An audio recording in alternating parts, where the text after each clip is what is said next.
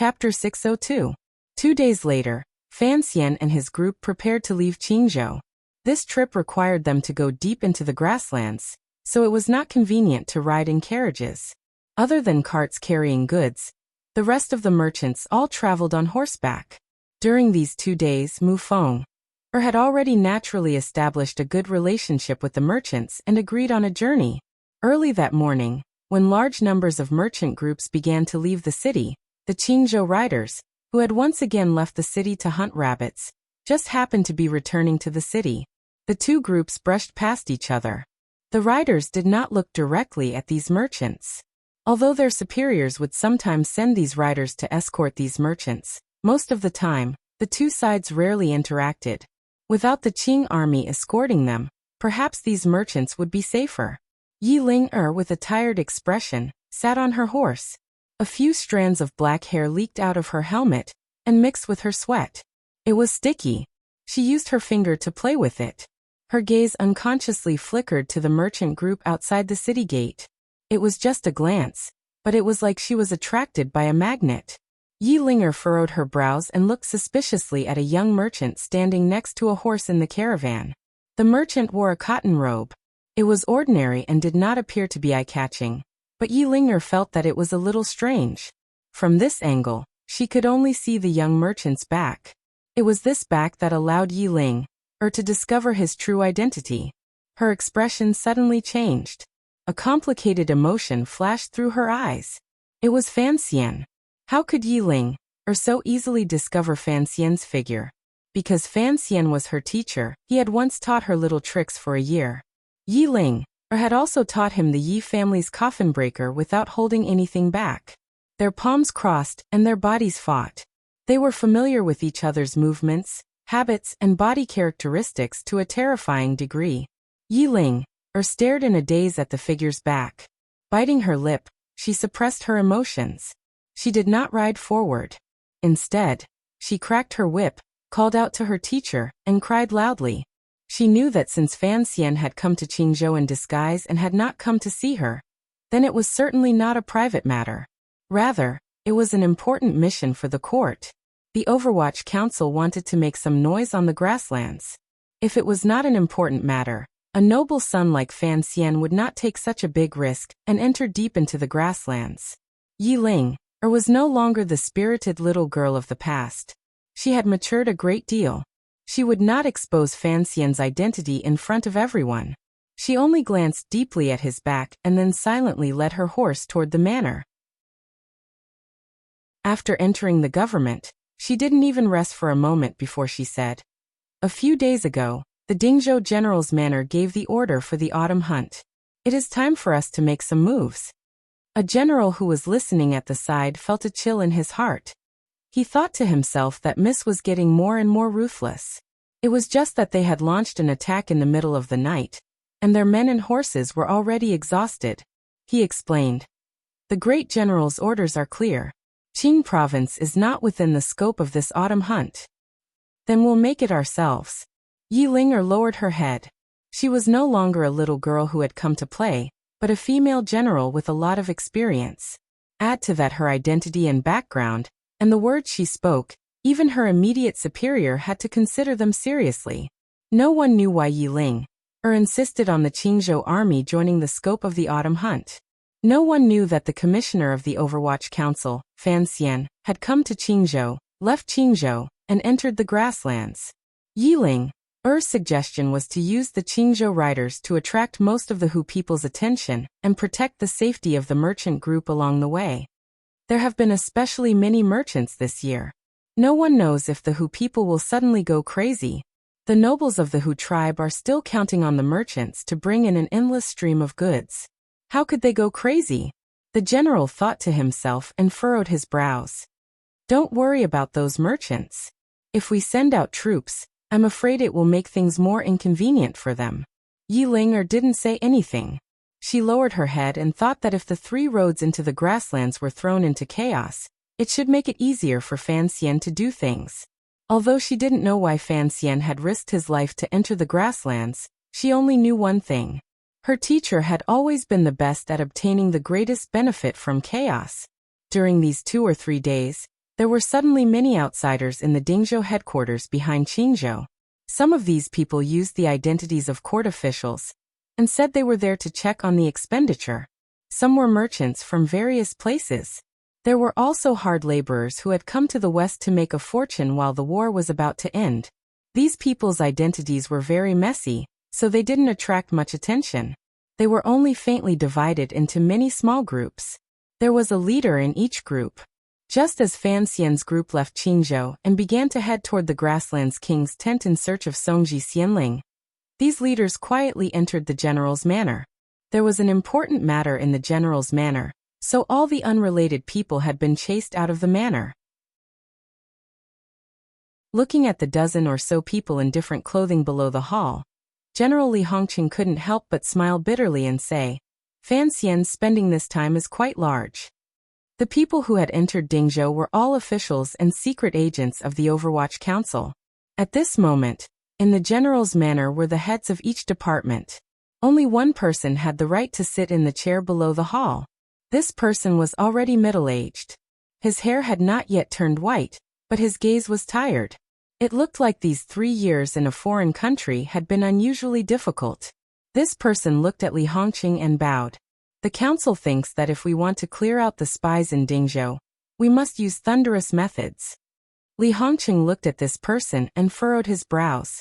But we can't have you come personally. Deng Ziyu, you're not in Shangjing. You've suddenly come to Dingzhou. What about the court's matters in the north? Li Hongqing's status was noble, but he spoke more politely to this middle-aged man because he knew he was the head of the Overwatch Council's spies in northern Qi. His more important identity was the head of the Qinian unit, and one of Fan Xian's most capable trusted aides. This Overwatch Council official in charge of Dingzhou's elimination of spies was Deng Ziyu, who Fan Xian had sent to northern Qi for more than 2 years. No one knew what went wrong with the mission this time for Fan Xian to bring him back. If I don't come back myself, how can I capture those people? Deng Ziyu thought to himself, but he didn't say it out loud to the crown prince. This matter not only involved the battle between Shihu and the Qing kingdom, but it also involved another powerful power. Fan Xian had moved him south with no intention of having him return to Shangjing. He wanted to use his 3 years of infiltration of the northern Qi brocade guards in Shangjing, as well as his familiarity with northern Qi. After finishing this matter, I won't return to Shangjing. Deng Ziyu bowed respectfully to Li Hongqing. Li Hongqing looked into his eyes and slowly said, How will the western camp cooperate? Deng Ziyu should have been in Dingzhou for 3 days. Fan Xian sat on the horse with his eyes half closed. It seemed that he was not worried at all that the horse would throw him off. He yawned and said, According to the agreed time, we have to be fast. Otherwise, if they attack in Dingzhou and anger the people on the grasslands, I'm afraid it won't be appropriate. He had been preparing for this matter for 4 months. If the anger in his heart had not accumulated to such a strong degree, perhaps Fan Xian would not have used such crude methods. However, he also knew that the other party had entered the grasslands long before him. Their infiltration of Dingzhou had already been going on for over a year. He was already much slower in terms of time.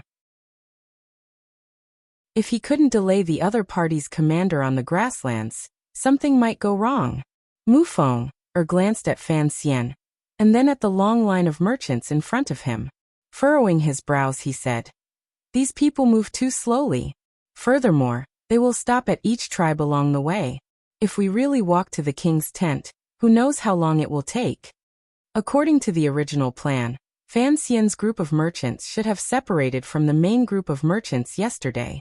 There had been a fork in the grasslands yesterday. Hu Ge should have sent his trusted aide there to receive them. Then, Fan Xian's group would take a shortcut and reach their destination. Unexpectedly, there was no one at the fork in the road to receive them. It was only one of Hu Ji's trusted aides who had found an opening and sneaked into the tent at night to express his apologies and explain the reason. The other 2 roads on the grasslands were being attacked by the Qingzhou army. As the foremost ace under the left virtuous king's banner, Hu Ge just so happened to be there with his subordinates. Naturally, he had been moved to provide support. It was impossible for him to leave the majority of the group to receive the Qing Kingdom's Overwatch Council. Fan Xian didn't know this was Yi Ling Er's intention. He had not thought that his female disciple wanted to share his burden, and instead brought him even more trouble. Since that person still hasn't shown himself, even if we get to the king's tent, we won't see him. Mu Feng looked at Fan Xian and reminded him. The other party won't make such a mistake. He knows it is a merchant group from the Qing kingdom. He won't show himself in front of us. The horses slowly moved forward. Their hooves stepped on the autumn grass. Dingzhou is ready, Mu Feng reminded again. Mu Feng reminded again. In his opinion, even if there were so-called aces in the Hu King's tent, as long as they caught all the spies in Dingzhou, the other party would not be able to raise too many waves. Why take the risk? Fan Xian's thumb gently moved on the reins. A moment later he said, I have to know who that person is. This is a very important point. If the other party is who I think they are, then I have to change my tactics. Just catching everyone in Dingzhou in one fell swoop will not have a fundamental effect. He had never heard of the name Songji Xianling, nor did he know what this name meant in the Hu language. But almost subconsciously, he thought that the person with this name was a woman. This was an unreasonable inference. It was somewhat mysterious and did not make sense. Fan Xian believed more and more in his deduction, and became more and more angry. In the distance, there were a few white birds flying quickly on the knee-high grasslands. Fan Xian raised his eyes and looked. He could faintly see that behind the grasslands in the distance was a vast desert. What was further away from the desert? To the east of the desert is the North Sea. Mu Feng looked at his slightly furrowed brows and knew what he was thinking. In a quiet voice he said, Beyond the vast North Sea is northern Qi. I've been to the North Sea. Fan Xian looked in that direction as if he wanted to see the reeds in the North Sea. Faintly he said, This desert stretches for thousands of li. It is said that no one can pass through it alive. Although the North Sea is beautiful, it is boundless. If one wishes to cross it, it is extremely difficult. I've been thinking about this problem. How exactly should one go from northern Qi to Shihu? First head south into the border of the country. Then from northwest of Jingdou, head straight for Dingzhou, and then Qingzhou into the grasslands. That is where we are now. Mu Feng had clearly put in a lot of effort in Jingdou. It will take a long time, but it is convenient. Compared to forcefully crossing the North Sea and passing through the desert, it is more feasible. But the Shihu king's tent and the two virtuous kings would never trust a Central Plains person from the Qing kingdom. Fan Xian said with a cold expression. Fan Xian said with a cold expression. To win the trust of the seemingly warm but actually overly suspicious Hu people is a difficult task in itself, so I am very curious as to how they did it. In the next dozen days, the merchant group advanced deeper into the grasslands. Everywhere was a scene of autumn grass. Occasionally, they saw nomadic herders grazing hundreds of cows and sheep. They were like white clouds floating above the gently rising and falling meadows. It was beautiful and peaceful. This place was no longer the place where the Shihu and Qing armies fought, so it gradually gave off the feeling of a paradise beyond the Great Wall. Along the way, they passed through two large tribes. The Qing merchants had sold a lot of goods. The entire merchant group appeared much lighter, and their speed also increased. However, there were still no merchants who finished selling their goods and retraced their steps back. The most valuable goods were the lighter. Furthermore, if they wanted to sell them for a high price, they could only go to the Hu king's tent. Along the way, Fan Xian carefully paid attention to the Hu people's attitude toward his merchant group, because this involved a very important matter in the future. He self-mockingly found that the gaze the Hu people used to look at the Central Plains merchants was still somewhat unfriendly, and even contained a bone-deep hatred. The blood debt of thousands of years could not be washed away with gems and tea. However, the leaders of the tribes, the priests, and the nobles had a much better attitude toward the Central Plains merchants. Through Mu Feng's careful questioning, he learned from the mouths of the people in the old merchant groups that this change in attitude had only begun a year ago. It seemed that the Shihu king's tent finally understood the importance of trade, and had given orders to the various tribes to strictly forbid them from harassing the merchant groups entering the grasslands. In some dangerous areas, they were even responsible for sending out the elites of the tribes to protect and escort these merchant groups. A year ago, There was a poor little tribe that could not resist the temptation of the Central Plains merchants. They secretly attacked and stole a lot of goods, angering the king's tent. He directly sent out soldiers to exterminate them, or rather slaughter them. Not a single person from the small tribe survived. It was also this bloody example that made everyone on the grasslands understand the determination of the king's tent. It also ensured the safety of the Central Plains trading caravans. From then on, even though they still faced some hostile gazes on the grasslands, the Central Plains merchants no longer faced any dangerous swords or sabers. This was a long-term plan. Fan Xian secretly admired it. He knew that although the merchant groups were only selling some luxury goods, there was no life without trade. As long as the merchants on the grasslands were guaranteed to be unobstructed, who knew if the merchants of the Qing Kingdom, Dongyi, and Northern Qi would secretly disregard the Qing Kingdom's ban, and secretly send daily and military supplies into the grasslands for the sake of profit. If this went on and the border was relaxed, the power of the Hu people would grow day by day. That day the king's tent finally arrived. Looking at the crescent sea at the foot of the lonely mountain, the small desert beside the sea, and the large green grasslands, Fan Xian was slightly dazed by the beautiful scenery. The location of the king's tent was indeed different from other places. There was a different layout between heaven and earth. In particular, the green grasslands made Fan Xian feel strange. It was autumn, so why was the grass still green? On the side of the lonely mountain, countless cows and sheep were scattered across the wide grasslands. The young women of the Hu tribe were washing pots and utensils by the crescent sea, preparing to welcome the guests from the Central Plains. It was quiet. The sky here seemed to be much lower than in other places. It almost touched the ground of the grasslands. The autumn wind blew slightly and the grass bent low. It was very refreshing. Fan Xian dismounted and glanced at a normal Overwatch Council official behind him. He smiled and turned his head. Looking at the beautiful scene in front of him, he couldn't help but shake his head. After a while, the king would personally host a banquet to entertain these esteemed guests. The Western Lake man led the Central Plain merchants to a tent on the shore of the Crescent Sea, and had them rest. After a while, the king would personally host a banquet to entertain these honored guests. This group of merchants was probably the largest group of merchants this autumn, so the king's tent was very attentive in entertaining them. However, Fan Xian still felt it was strange. The Western Hu people's attitude seemed to be overly good. Did that Songji Xianling really have such a deep influence on the king's tent? After eating some food, Fan Xian rubbed his stomach and walked out of the tent.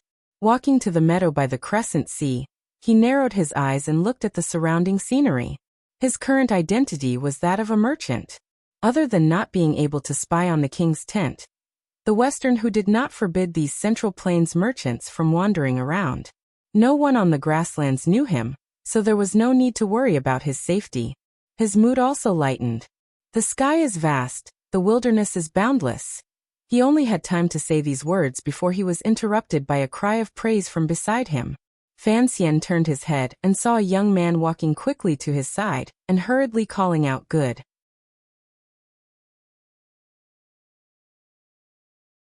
Chapter 603. Fan Xian looked at the young man and smiled. However, the thoughts hidden deeply in his smile were not discovered by the young man. He had stood on the meadow for a long time and watched the young man walk out of the king's tent. He waited for the young man to gradually approach the meadow before he said those 6 words. He wanted to give the young man a chance to strike up a conversation because he knew that the young man who had walked out of the king's tent would want to speak with the merchants of the Central Plains. Striking up a conversation was one of Fan Xian's best skills. Back in the day, the Northern Qi Saint girl Haitang had also lost to his skill of the tongue, much less this young man. Of course. The young man chuckled. Although it was only 6 words, the aura of the grasslands was immediately forced out by them. This was an excuse.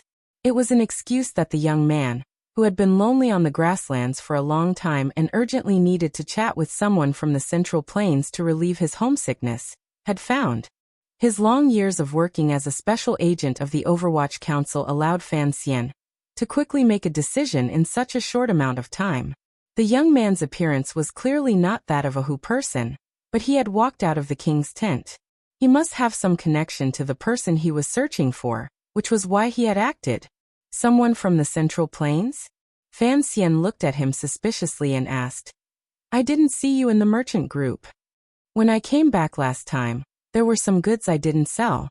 The king treats us guests very well, so I stayed behind to see if there were any benefits. It was clear that this young man was not an expert liar. Fan Xian heard some problems in his tone. This is my first time here. Fan Xian chuckled and pointed at the crescent sea and grasslands in front of him. I didn't expect the scenery on the grasslands to be so enchanting. If you look at it for a long time, you'll get tired of it, the young man said with a pained smile. Oh, I just got here today and haven't gotten tired of it yet. How long have you been here? Fan Xian asked curiously. Everyone says that the Hu people are barbaric. Aren't you afraid that they'll suddenly go crazy? After his disguise, Fan Xian had a handsome and sincere face. Additionally, his relaxed tone and sincere attitude made it easy for him to gain the trust of others. His conversation with the young man continued very naturally. This young man's surname was Wei Wuxia, which was probably a fake name. According to him, he was also one of the businessmen who came to the prairie, but he was forced to stay in the prairie. He had been here for more than 3 months. However, Fan Xian already had a plan in his heart. He would not believe these excuses.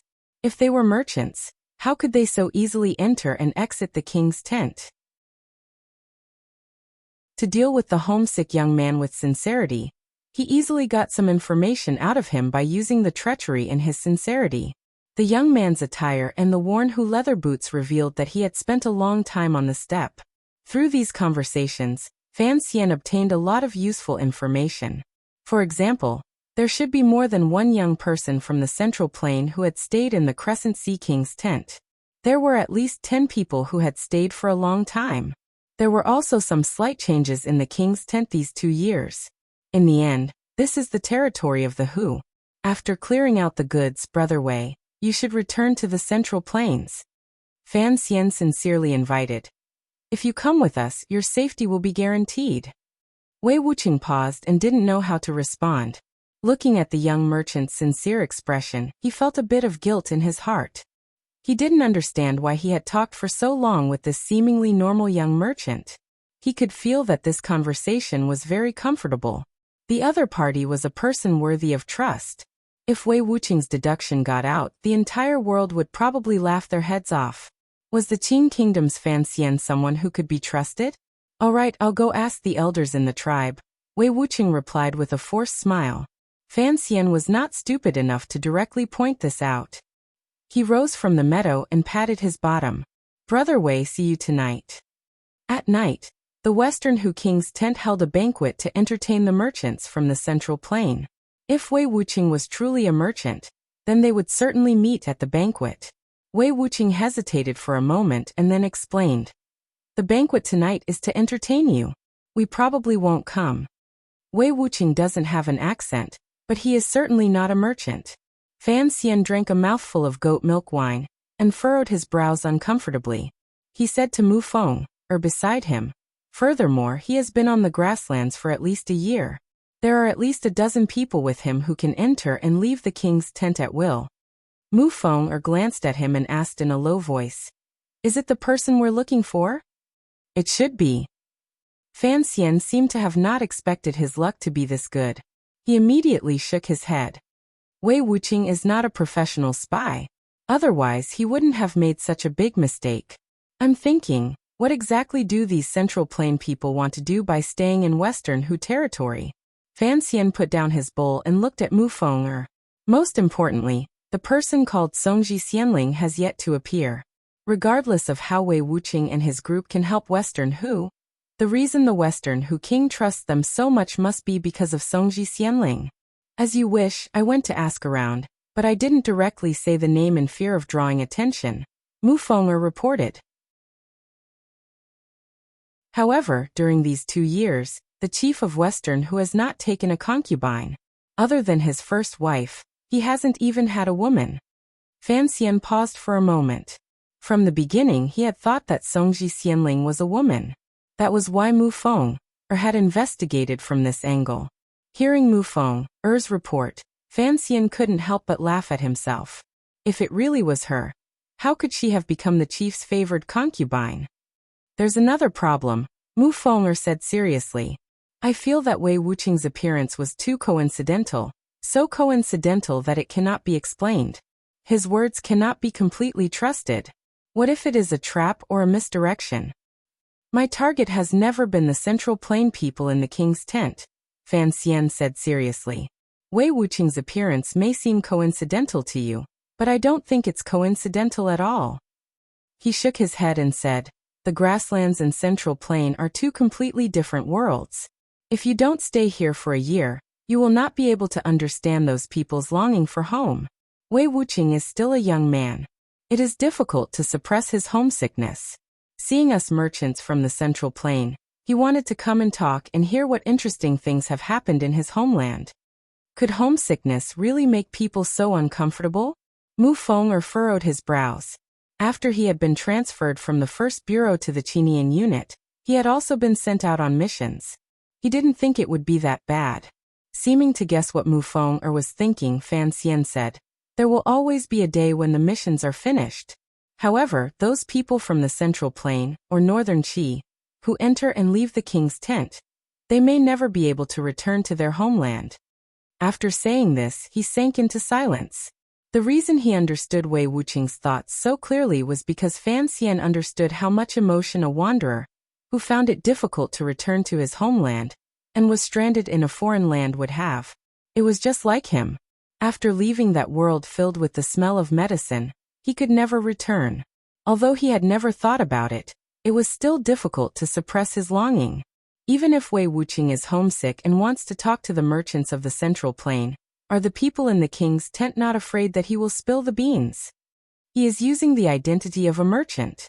We are unable to go deep into the king's tent to see the proceedings of the Western Hu nobles. No one can prove anything. It was clear that Mu Feng'er was still worried about Wei Wuqing and the commissioner's coincidental meeting. He furrowed his brows tightly and said, I just find it strange. Since it is a casual chat, why didn't he go find the Xiong family merchants or me? Why did he come find you? Fan Xian was silent for a moment. A cute smile rose to his face. He opened his mouth and said, my meeting with Wei Wuqing was not a coincidence. When he came out of the king's tent, I was already standing on the meadow and watching his every move. Mu Feng'er had also seen that scene clearly. He stood at the door of the tent by the crescent sea and watched the commissioner stand on the meadow and look down at the grassland and lake. I am good-looking. Even if I am disguised, I am still good-looking, Fan Xian said with a smile. Furthermore, I give people a feeling that they are willing to get close to me. When I stood on the meadow, the Hu women by Haizi's side were all looking at me passionately. Didn't you notice? Mu Feng'er's expression changed. Such narcissistic words were not easy to respond to. However, he knew that what the commissioner said was the truth. Perhaps he could disguise himself as a normal merchant, but he was certainly the most attractive of the merchants. I stood on the meadow to attract the attention of the young man hurrying out of the king's tent, Fan Xian said. I wanted him to see me at a glance and then come find me. If it was me who seduced Wei Wuqing to come talk to me, it would not be far from the truth. Mu Feng'er helplessly spread out his hands and said, so it's a honey trap. The two of them chatted in the tent. In reality, they were waiting for the sun to shine down on the crescent sea and the arrival of the king's banquet. Before long, a Hu interpreter came forward to respectfully invite the guests. The merchants in the various tents all came out. They did not bring any goods, but looking at their chests, they should be carrying valuable gifts for the chief. Mu Feng'er also brought some. Fan Xian was not sure of the specific arrangements. He walked at the back of everyone and inconspicuously headed toward the king's tent. The largest tent at the foot of the mountain, and the tall royal flag symbolized the noble status and great power of the person inside. Looking at this scene, Fan Xian couldn't help but feel a strange feeling in his heart. This was the Western Hu king's tent. Inside lived the master of the grasslands. The Qing army and the master of the grasslands had fought and chased for countless years, but they had never been able to find this royal flag. Because the Western Hu king's tent could move at any time, and its tracks were mysterious, Regardless of whether it was the Qing emperor personally leading an army on a Western expedition, or the repeated attacks of the Great Prince and the Yi family, they were unable to find it. They couldn't even get close.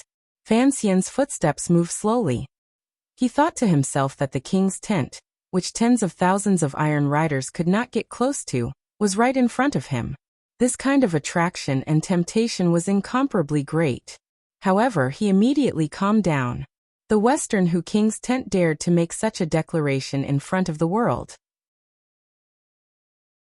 It proved the other party's intentions, and the changes the Central Plain people in the king's tent had brought. Only after entering the king's tent did he find that the tent was no longer like a tent. Rather, it was more like a palace with a unique style. The lofty roof was painted with strange patterns. A strange light appeared in the clouds and flowed with strange colors. It immediately gave Fan Xian a strange sense of familiarity. It was like he had seen it somewhere before. His status was the second manager of the leading merchant in Shazhou. Compared to the other major merchants, his status was much lower. He only followed Mu Feng, and sat closest to the door. The master of the grasslands, the ruler of the Western Hu, sat in the main seat in the deepest part. It was dark inside the tent. It was impossible to see the chief's face clearly. Fan Xian narrowed his eyes and tried his best not to draw attention as he stared in that direction. He could only vaguely make out that it was a middle-aged man in his 30s. Fan Xian found that his calmness was indeed necessary, because there were 6 or 7 Hu aces by the Western Hu ruler's side looking down coldly. They were true aces. 3 or 4 of them were even more powerful than Hu Ge.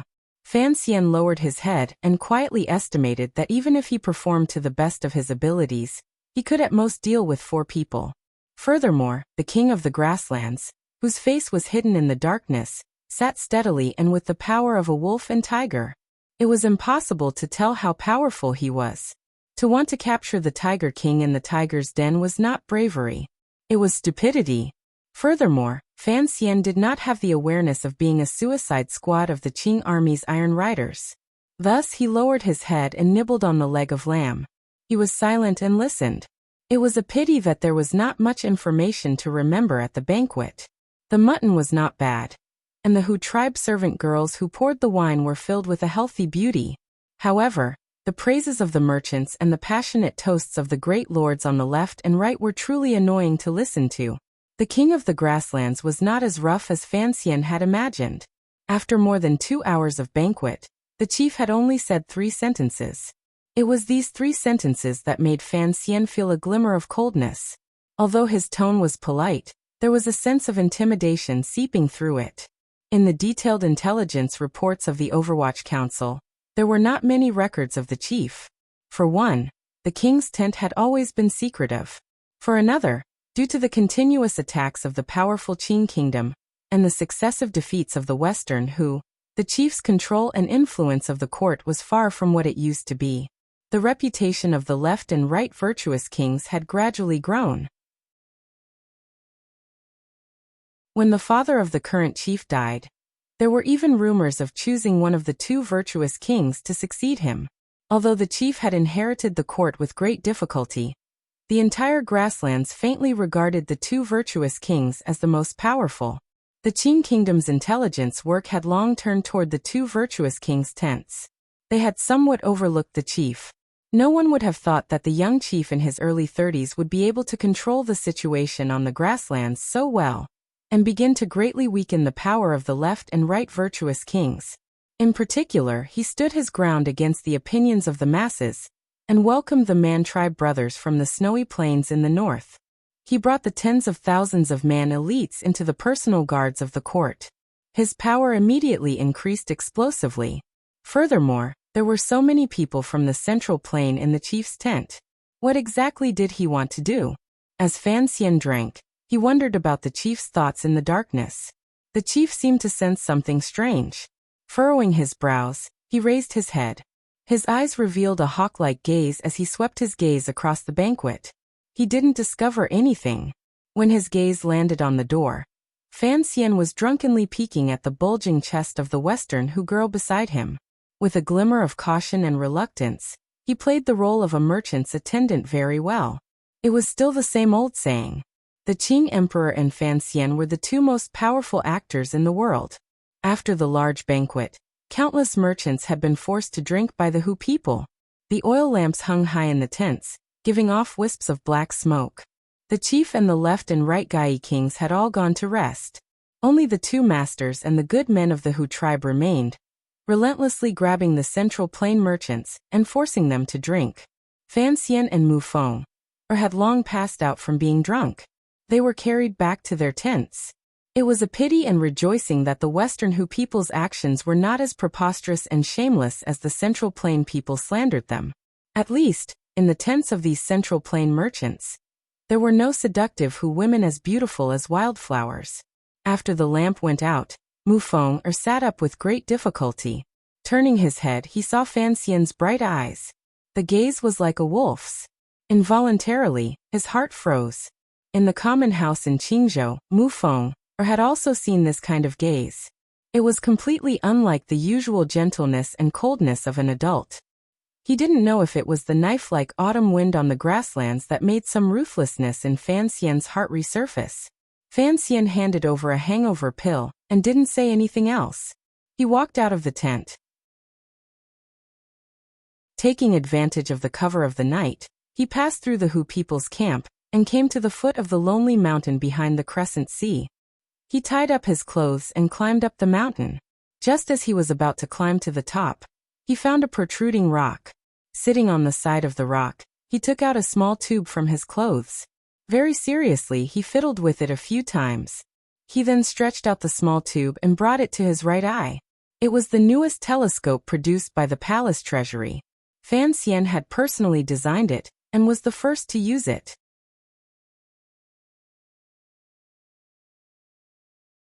Chapter 604. I'm sick. The stomach ache is hard to stop. My body is weak and very uncomfortable.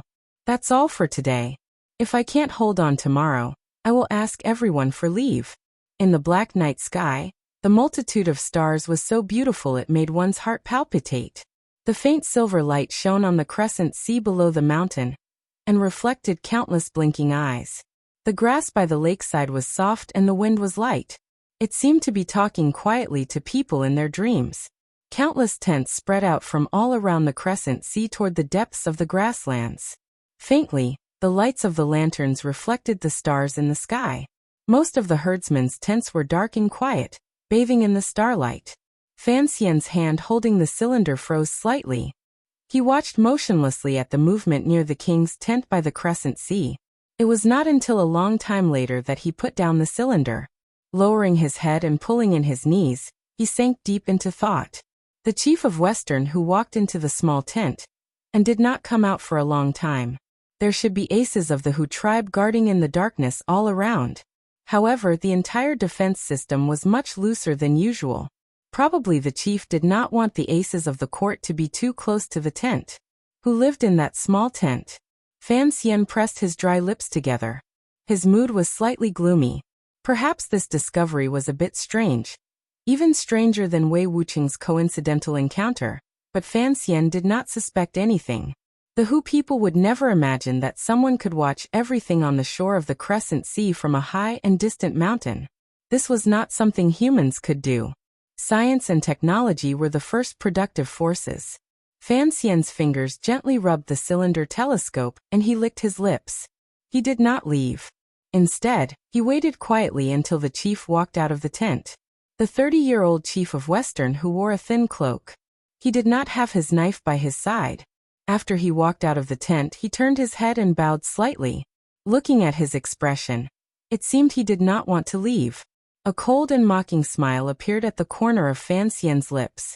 After a few days, the large merchant companies in the Central Plain began to haggle with the high officials and nobles of the Western Hu court about the goods they were bringing.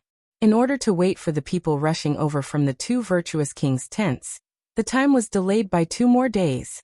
The reason why the royal court was showing goodwill to these merchants was naturally to solve the problem of importing resources in the future. However, the autumn sale this time was also a luxury goods trade fair with a large amount of money. The nobles of Shi who had the richest resources on the grasslands. No one knew how much gold and gemstones they had. They didn't even blink when they used them to buy the luxuries of the Central Plain. But even so, it took the merchants from the Central Plains 4 to 5 days to sell all their stock. During these 4 or 5 days, Mufeng represented the foremost merchant group in Shazhou, and was also getting close to the Hu people and earning a little money. After Fan Xian performed his duties simply, he began to walk around the Crescent Sea. Perhaps it was to say that he was looking, or perhaps he was being looked at. It had to be said that given his true identity, such an action in the heart of the Western Hu court was an arrogant and even stupid action. His eyebrows had been pulled closer, and the tip of his eyebrows had been glued up a little.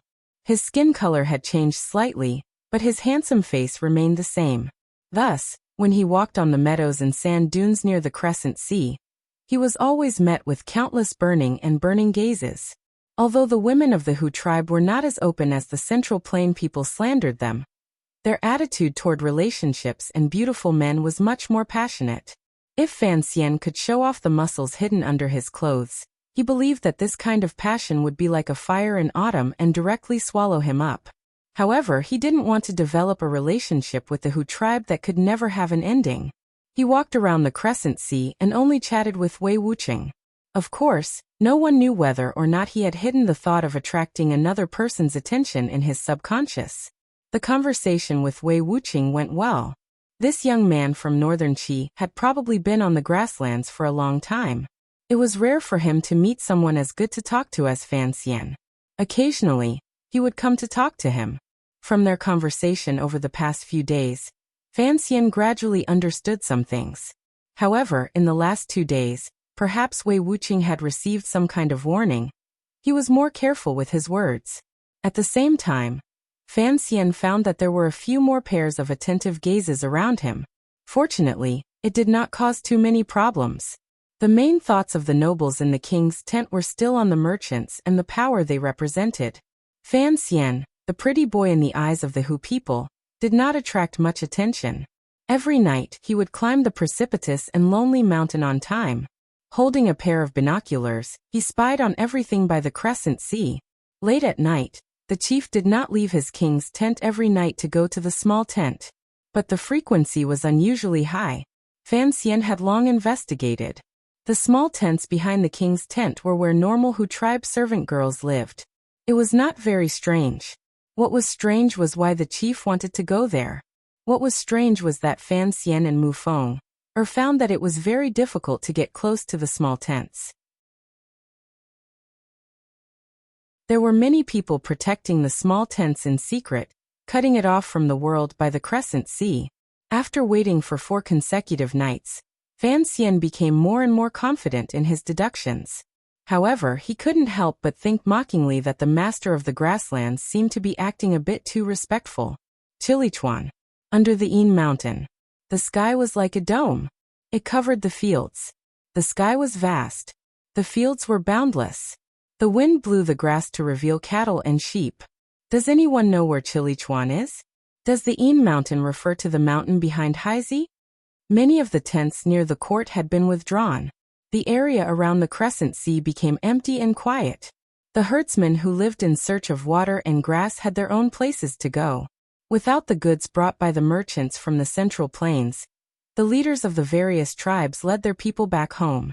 To them, the attraction of the royal court was still far less than the goods of the Central Plains. In a quiet tent, Wei Wuqing, who had been a member of the Western Hu court's palace treasury for a year, held a piece of paper in his hand and asked a companion beside him. These people had already been on the grasslands for a year.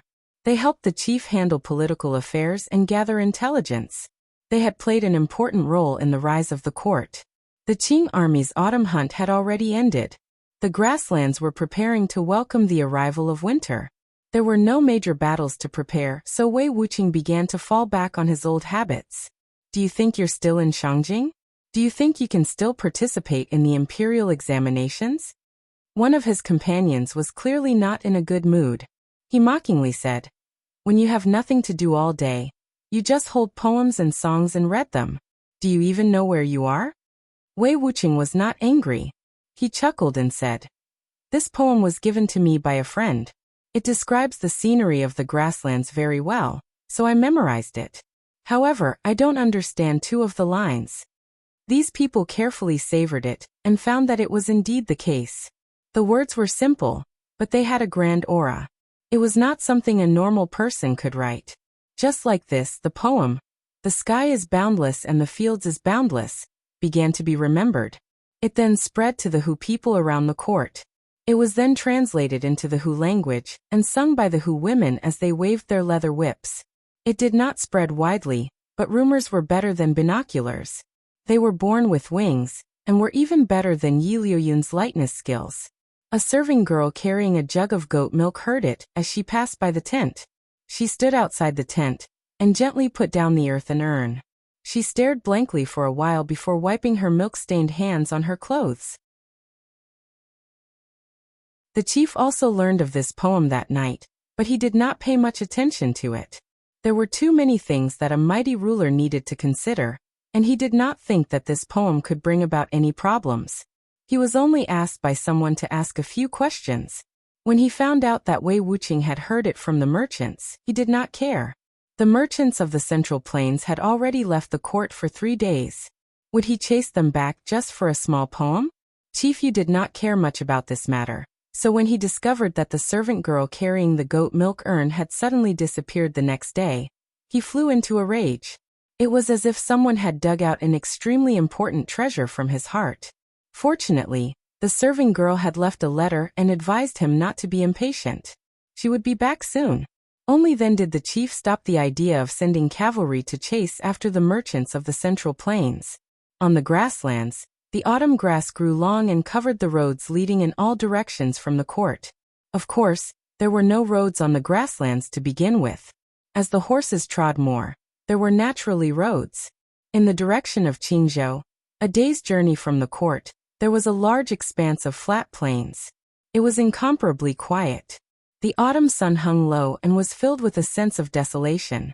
The woman dressed in serving girl clothing walked out from the long grass. She then saw the young man across from her. There was a smile on his face, but there was a deep sense of disappointment in his eyes. The young man looked at the woman he had not seen in 3 years. He looked at her face and her eyes that were still as clear as lake water. No, they were even clearer than the crescent sea. He looked at her hands that were stuck to her side and said, "You've tanned." Haitang Duoduo, who had disappeared for more than 2 years, had now become a common serving girl in the Western Hu court. She gazed at Fan Xian, and didn't speak. No one knew what kind of words she was silently saying in her clear eyes.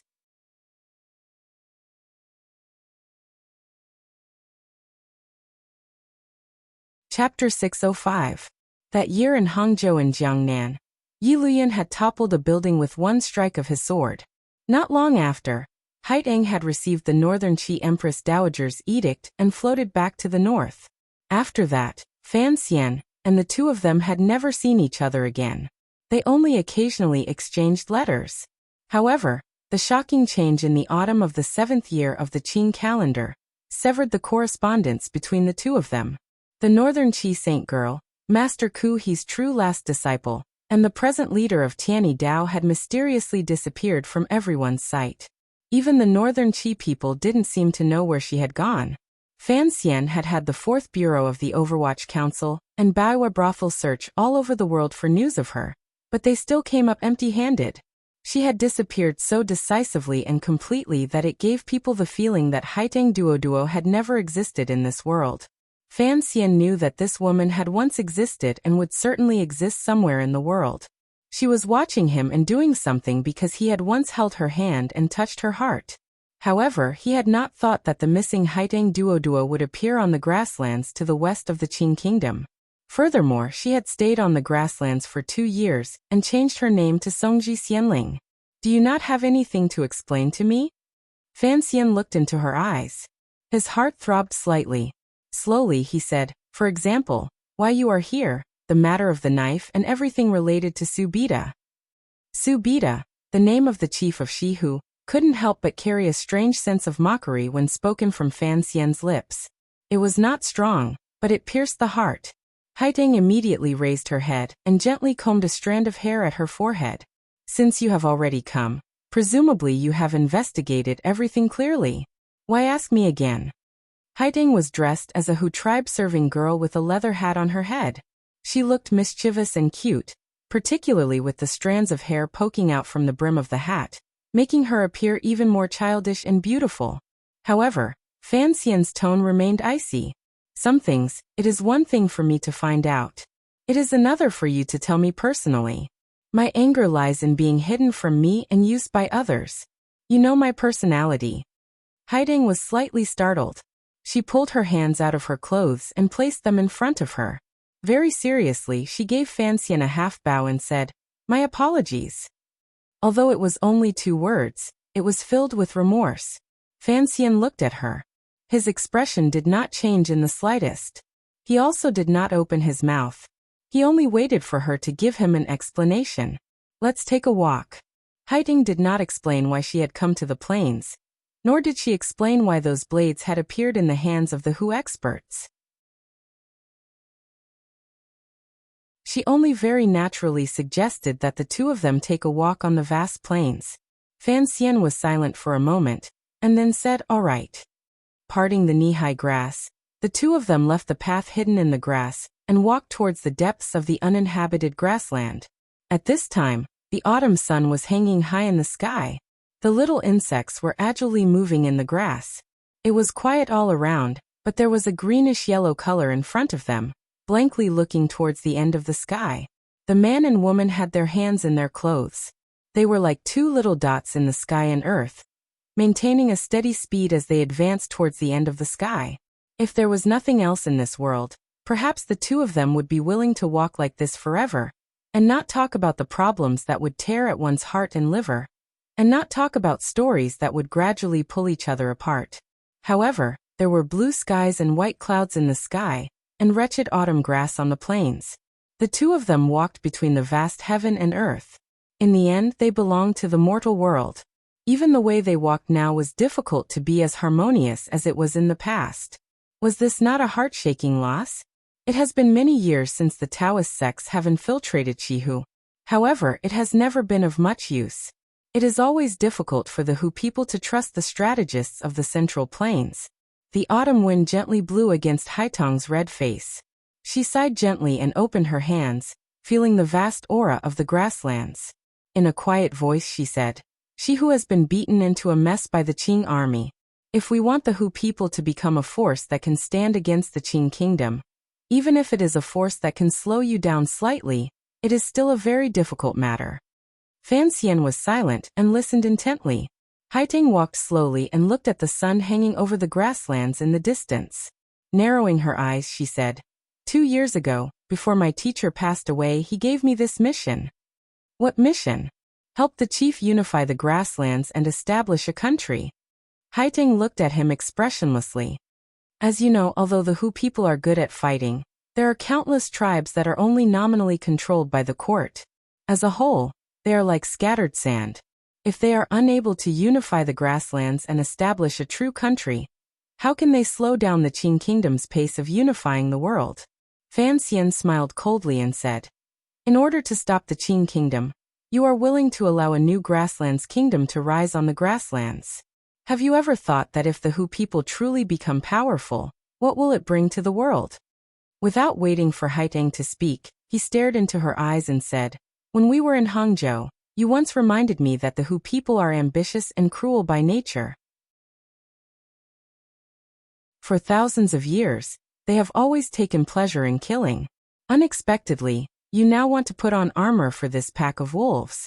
Is the threat the Qing kingdom poses to you so great that Tianyi Dao has to give up on the principles of the way?" Facing his gaze, Haitong didn't show a hint of fear, saying slowly, "It's not possible to build a nation on the grassland in a short period of time. The plan of my late master will definitely take place 20 years later. I have to admit that I was stunned when my master returned to Green Mountain with severe injuries. I've never thought that your emperor would be so formidable." She smiled self-mockingly and said, "Since the Iron Riders of the Qing army have already become a foregone conclusion, how could the Qi kingdom be willing to become fish under the knife? Of course, I had to think of some way to slow down your steps." Fan Xian furrowed his brows and waved his hand, stopping her explanation.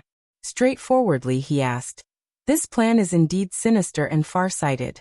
If the Grasslands court can truly establish a true country, the Qing kingdom will probably never be able to sleep peacefully. Even if we take down northern Qi, we will always have to worry about the situation in the west. This will also give you some opportunities to take advantage of. But, he faintly said, although I have only seen Subita from afar, I know this chief's nature is like a hawk's. He is definitely not a normal person. Since He chose him before he died, how could you make him trust your troops and follow your plan?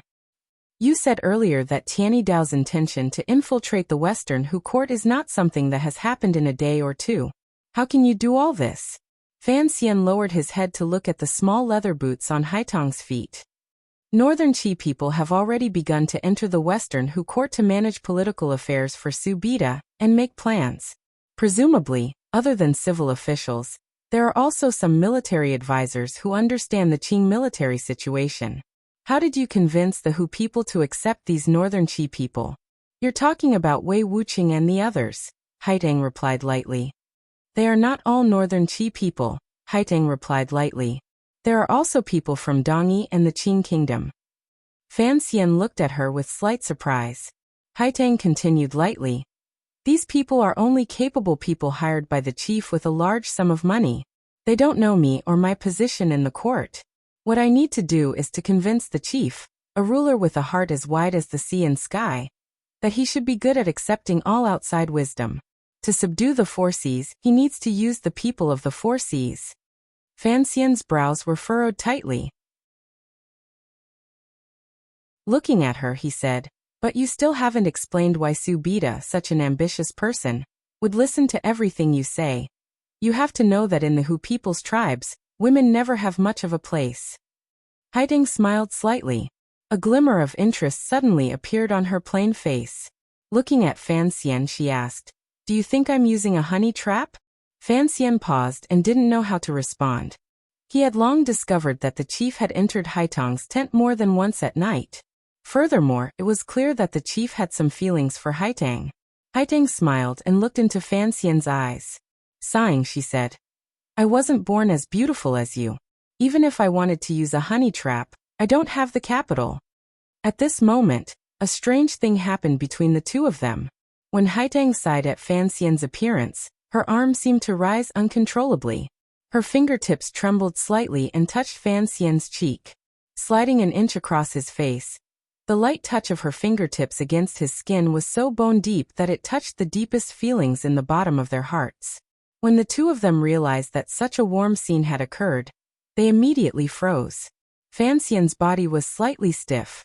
With great difficulty, he raised his left hand and grasped the hand beside his face. Holding it, he would never let go. Being held by Fan Xian's warm hand, Haitang's body was also slightly stiff.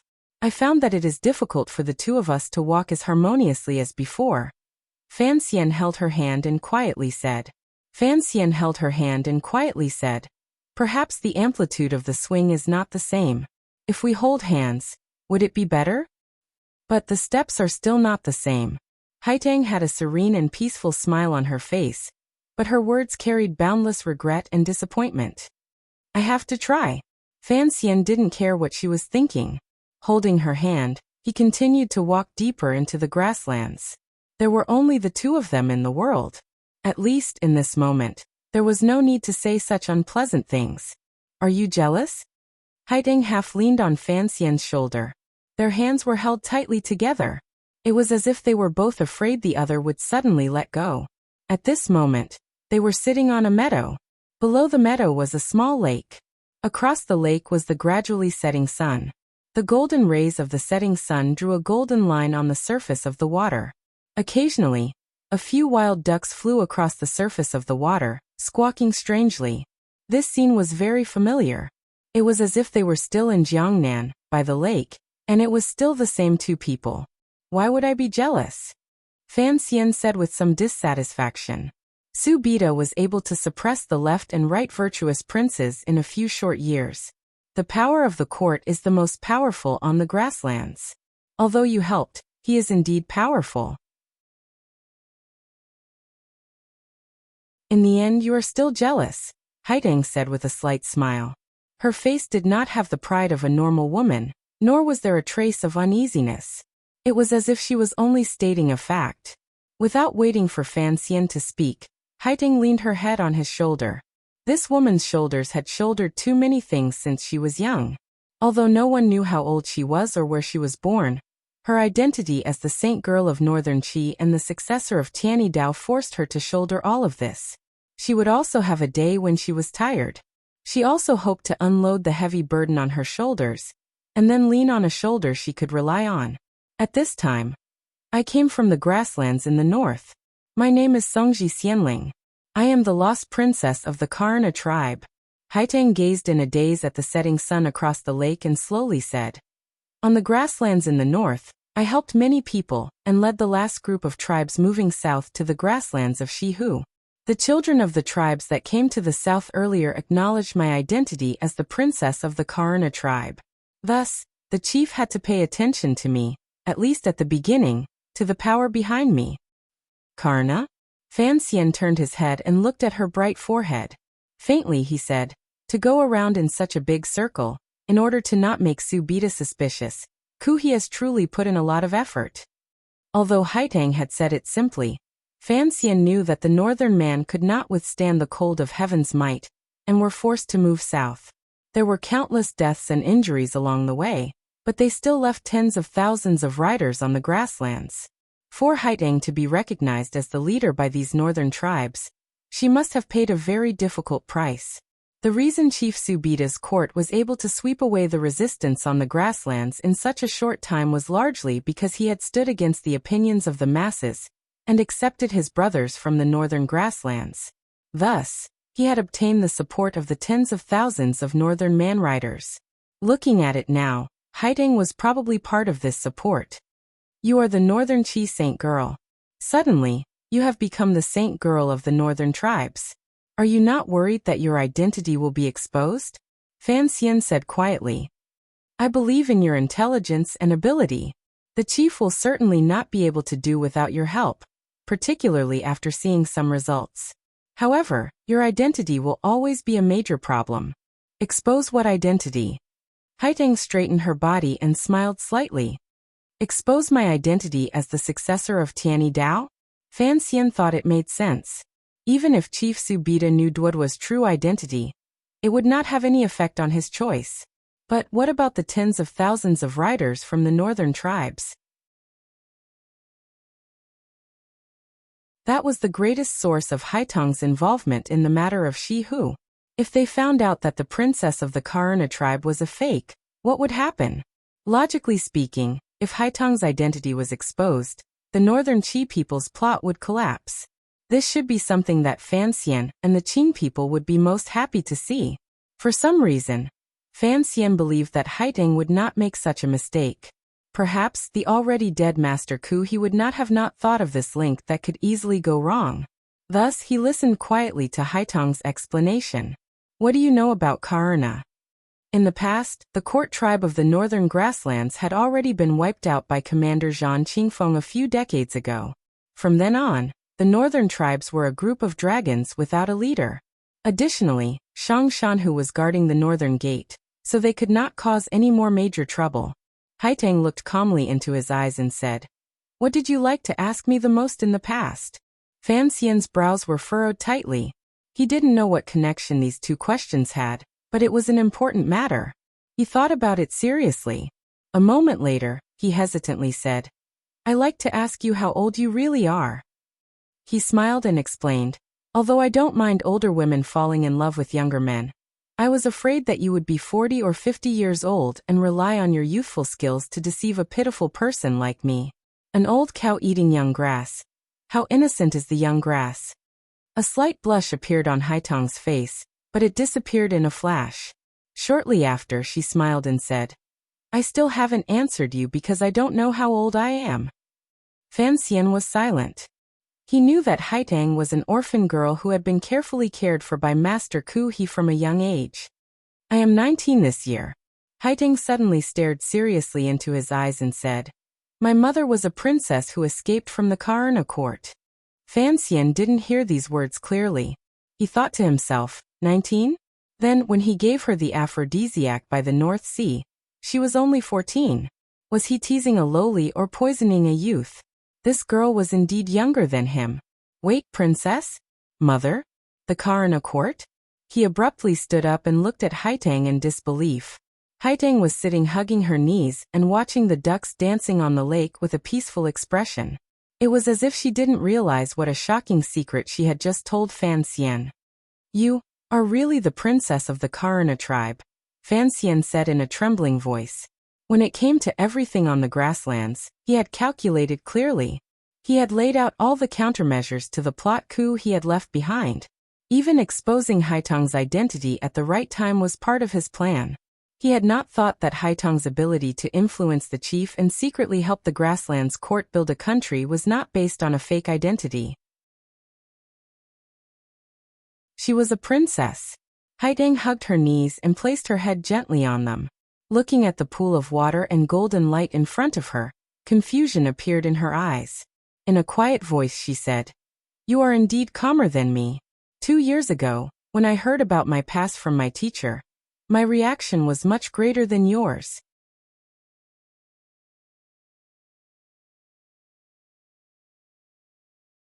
Chapter 606. Fan Xian looked at her and couldn't say a single word. He finally gradually understood a principle of the world. Perhaps everything was predestined and predestined. Duodwa's background appeared strange. Thinking about it closely, it was nothing more than Master Kuhi's occasional thought decades ago. However, this thought had floated into the future, landed in front of him, and landed on the grasslands in front of him. There was no need to consider how Haitang was able to make the people of the northern tribes believe her identity as a princess. There was no need to consider how she had done all of this 2 years ago. Since Kuhi had thrown out this variable before his death, he had long made preparations.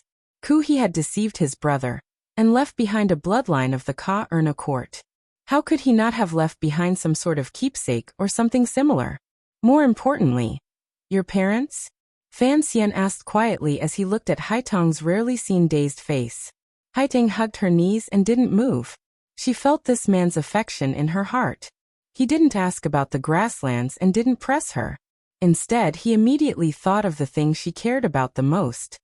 They passed away when I was very young. The girl's face under the hat appeared somewhat lonely. Fan Xian didn't continue asking this question. As for Haitang's parents, how the last of the Ka-Erna nobles left this world, and whether or not it was Kuhi's doing, it was no longer important. Presumably, Haitang also didn't want to connect her teacher to that kind of character. However, she must have some guesses in her heart. Teacher said these words to me before he died, and let me choose for myself what I should do. Haitang looked at the ducks on the surface of the lake. Her brows gradually furrowed together. For some reason, the ducks no longer splashed in the dusk. Instead, they timidly hid in the few water plants by the side of the lake. Your choice was to listen to his suggestion and return to the tribe. Then, you came to the grasslands. Fan Xian lowered his head and thought. Songji was the Ka-Erna surname. However, this tribe had been wiped out by Commander Zhang Qingfeng decades ago. So no one in the world would think that the name Songji Xianling had anything to do with the Hu people. A glimmer of pity flashed through his eyes. Looking at Haitang, he said, "If you want to take revenge for your mother's tribe, you should take revenge on Northern Qi. Why target the Qing kingdom?" Revenge. I rarely think about things that happened decades ago. Haitang combed the strands of hair poking out from under the brim of her hat and glanced at Fan Xian. In a quiet voice she said, "Just like you, we all know that things like hatred often can't be washed clean. I just want to see how the people who share the same roots as me live.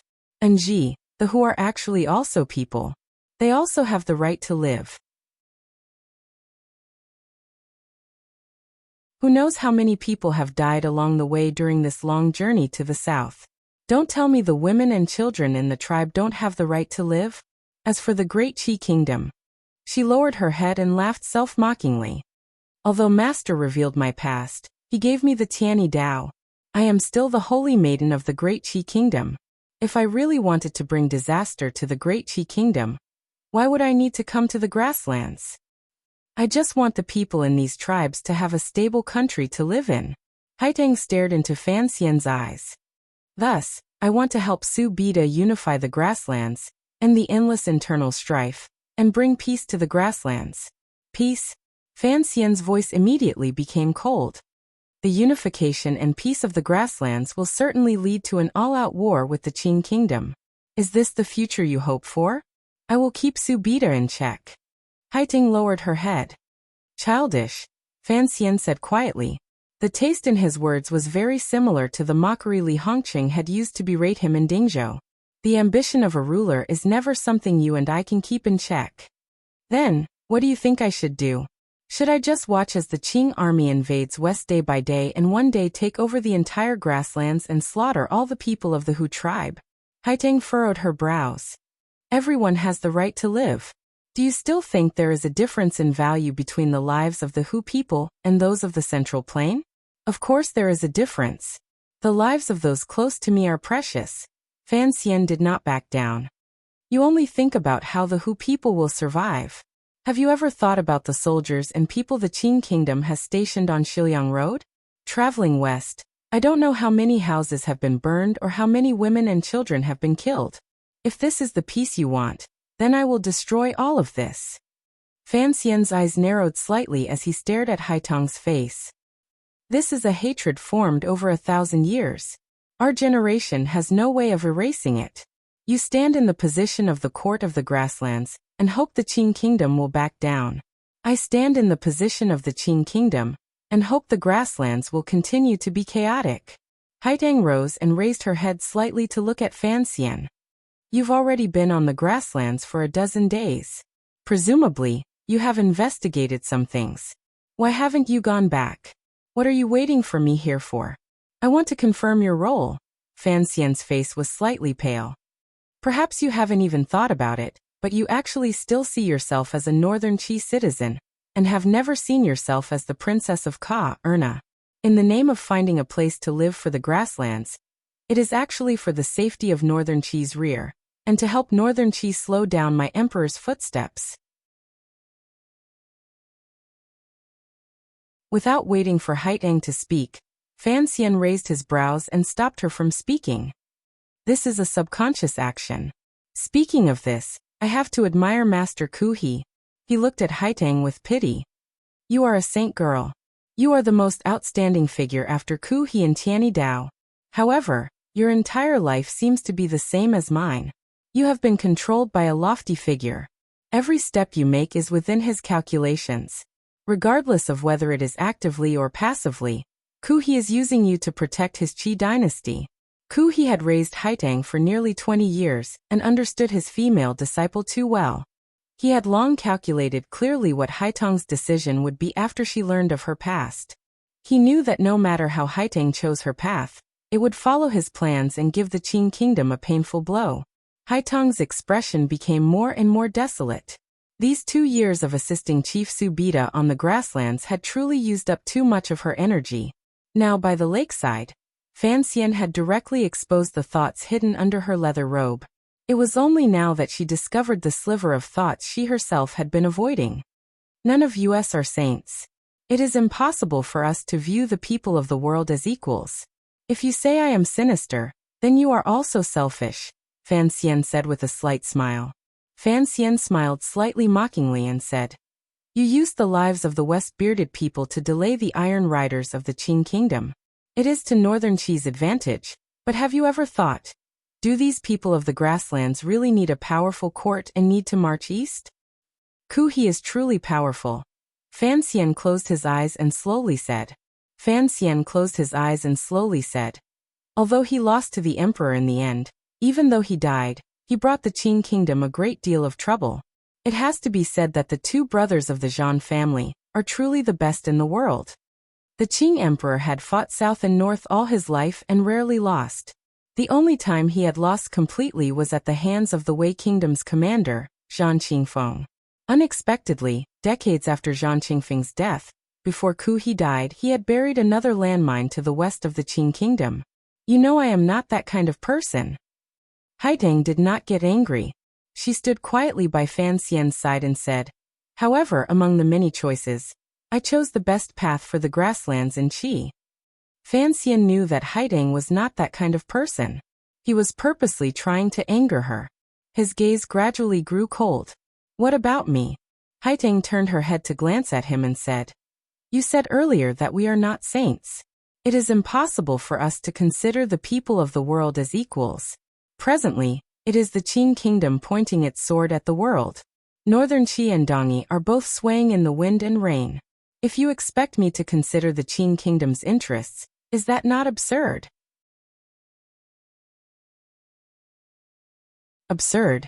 Fan Xian stared into Haitang's eyes as if he wanted to see into the depths of her heart. Faintly he said, A few years ago in a restaurant in Shangjing, as the commissioner of the Qing kingdom's Overwatch Council, I made that agreement with you. Is that not absurd? He smiled self-mockingly. That's right. I was a Qing noble. Yet I had to raise my face to let you slap it. The Iron Riders of the Qing kingdom were about to trample the world. Yet I had to make an agreement with the saint girl of a foreign country. Peace? Goddamn peace. It is indeed absurd. My existence in this world has always been an absurd thing. Farming, drinking, and chatting had set the world for 20 years. Thinking back to when the two of them had walked arm in arm in Shangjing, drunk together in a building, and chatted together under the melon trellis in the garden, in a place no one knew about, the two most outstanding young people in Northern Qi and the Qing kingdom had set a goal that was childish in the eyes of the common people, but particularly beautiful in their eyes: no war under heaven. Because of the two people who participated in this agreement, such a childish agreement seemed to be within reach, and could become a reality at any time. This was because these two young people had great influence in their respective countries. If the situation did not change, the old people would gradually leave, and the future of the country would be in the hands of these two young people. A number of years had passed in the blink of an eye. The situation in the world had changed drastically because of the explosion of the Dong Mountain incident. The world was changing, and people were also changing. It had not even been 20 years, yet it seemed that Fan Xian and Haitang could no longer farm, drink and chat. I can't accept this. Fan Xian's face was pale, but his eyes grew brighter and brighter. I've already left Danzhou for 5 years. During these 5 years, no one knows what I want to do. Only you know how much danger I've taken for this agreement, how much I've suffered, and how much I've helped Northern Qi. He stared into Haitang's eyes and said in a raspy voice, You know all of this very well. I did not hesitate to take the risk of being accused of being a traitor 1,000 years later. Why? And you ran off without a sound, came to the grasslands, and began to stab me in the back. I can't accept this. Fan Xian's eyes gradually grew cold. Haitang looked at Fan Xian's face and listened to his faint words. For some reason, it was like her heart had been stabbed with a knife and began to ache. It was so painful that her face turned white. I had not thought that this matter would implicate you. Haitang stared at him in a daze. She felt that the pain of the man in front of her seemed to have landed on her body. I also don't know where those knives came from. After learning of this matter, I made a trip to Qingzhou. However, one of them was stolen by someone. Although Fan Xian had long guessed that it was Haitang's doing to have a 9th-level ace sneak into Qingzhou to help him destroy the evidence, hearing her personally admit it now made his mood slightly better. However, his expression was still very ugly. You're still hiding it from me. The appearance of these knives has always been a strange matter. He grabbed the front of Haitang's clothes and gritted his teeth. Your contact with the little emperor of Northern Qi has never been broken. This time, it is clear that he is tricking me. What else do you want to hide for him? Haitang placed her hand on his. She didn't use any force. Looking into his eyes with pity and guilt, she said, I truly don't know about this matter. I also don't know what problems have occurred in Shangjing. Why would the emperor do such a stupid thing? It was indeed stupid. In the Qing kingdom, Northern Qi's greatest support was Fan Xian. Although after the Dong Mountain incident, Fan Xian had gradually severed his relationship with Northern Qi. If the Northern Qi emperor truly wanted to have a future, it would be difficult without Fan Xian's help. Fan Xian knew very well what the little emperor of Northern Qi was thinking. He moved closer to Haitang's slightly red face and said quietly into her ear, Not stupid at all. He wants to force me to rebel? Impossible. 2 years ago in Jingdo, he wanted to use the eldest princess's hand to kill me and help the emperor ascend. I haven't settled this debt with him yet. How could I rebel?" There was a glimmer of mockery in his words, but Haitong's heart grew cold. This was the first time she knew that there was a shadow of northern Qi in the rebellion in Jingdo 2 years ago. Thinking of it this way, the context of this matter became clear. The northern Qi emperor knew that Fan Xian was a very vengeful person. He didn't continue to place his hopes on him. Additionally, Haitong had been on the grasslands for 2 years, and was unable to act as a bridge between the northern Qi emperor and Fan Xian. The two sides gradually drifted apart. For the sake of northern Qi's safety, the northern Qi emperor would certainly choose to destroy the relationship between Fan Xian and the Qing emperor. The emperor had no other choice. The posture between Haitong and Fan Xian was very warm, but the words the two of them spoke were shocking. Faintly she said, "These 2 years, you've helped the Qing emperor organize his governance, govern the people, and manage the palace treasury. A great battle is about to break out at any moment. How could he trust you?" "I don't care if he trusts me or not. Right now, I don't even need your trust." Fan Xian shook his head and rubbed his cheek against Haitong's slightly cold face. He took a deep breath and said, "Take a message to the northern Qi emperor. Tell him that I, Fan Xian, will repay him with a lesson he will never forget for the 2 gifts he has given me." Haitong's body trembled. She looked at Fan Xian in surprise, not knowing what he would do. In this world, other than a great grandmaster, probably only Fan Xian would dare to be so arrogant as to say that he would teach the ruler of a country a lesson. "Don't forget, you are a person of the Qing kingdom. You are the son of the Qing emperor." Haitong sighed. Haitong sighed and said, "Who would believe that you would consider problems from the standpoint of northern Qi or Dongyi? It is normal for the emperor not to believe you. I consider problems from the standpoint of the Qing kingdom. I also don't want the people of the Qing kingdom to sink into the endless blood and fire of war. You will certainly not tell me exactly what you have set up on the grasslands." Haitong's hands passed naturally under Fan Xian's armpits. "But I will do my best to stop you. Other than my emperor, no one in this world can stop me, not even you." Fan Xian took off her hat and stroked her hair. Fan Xian held Haitong tightly, but his gaze gradually calmed. Holding her in his arms, he looked at the sky with narrowed eyes. An eagle was flying in the dusk. The ducks in the lake were frightened by this eagle and hid among the water plants. Haitong had actually also noticed the eagle and knew why Fan Xian was holding her like this. She sighed in her heart and knew that she and the emperor had truly let down the young man holding her. Complicated emotions rose in her mind, so she didn't point out Fan Xian's thoughts. "Stay with me for 3 days, Fan Xian said by her ear.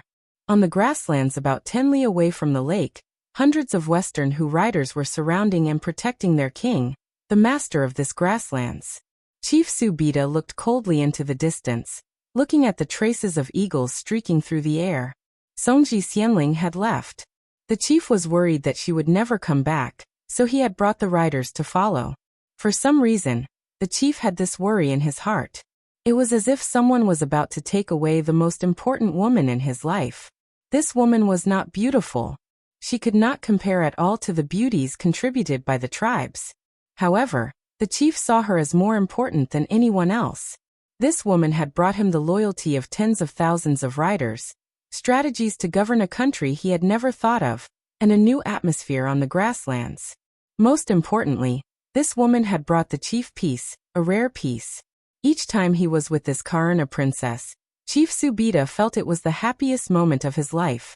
Even if they were just sitting face to face and looking at each other, he was still incomparably happy. He knew she was the Northern Qi Saint girl, the last disciple of the great Grandmaster Ku He, and a traveler of the mysterious longevity heaven. He also knew that Songji Xianling was a Hu person and of the same race as him. If in the future he could sweep through the world and invade the grasslands, with her sitting by the side of the horse, the world would certainly be much more beautiful. The eagle gradually descended. Chief Subida's eyes narrowed. Like an eagle's, they flashed with an intimidating light. The girl had gone after a man.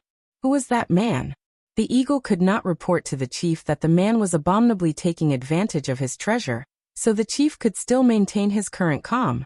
In other words, Fan Xian's deliberate actions did not have the effect he had imagined.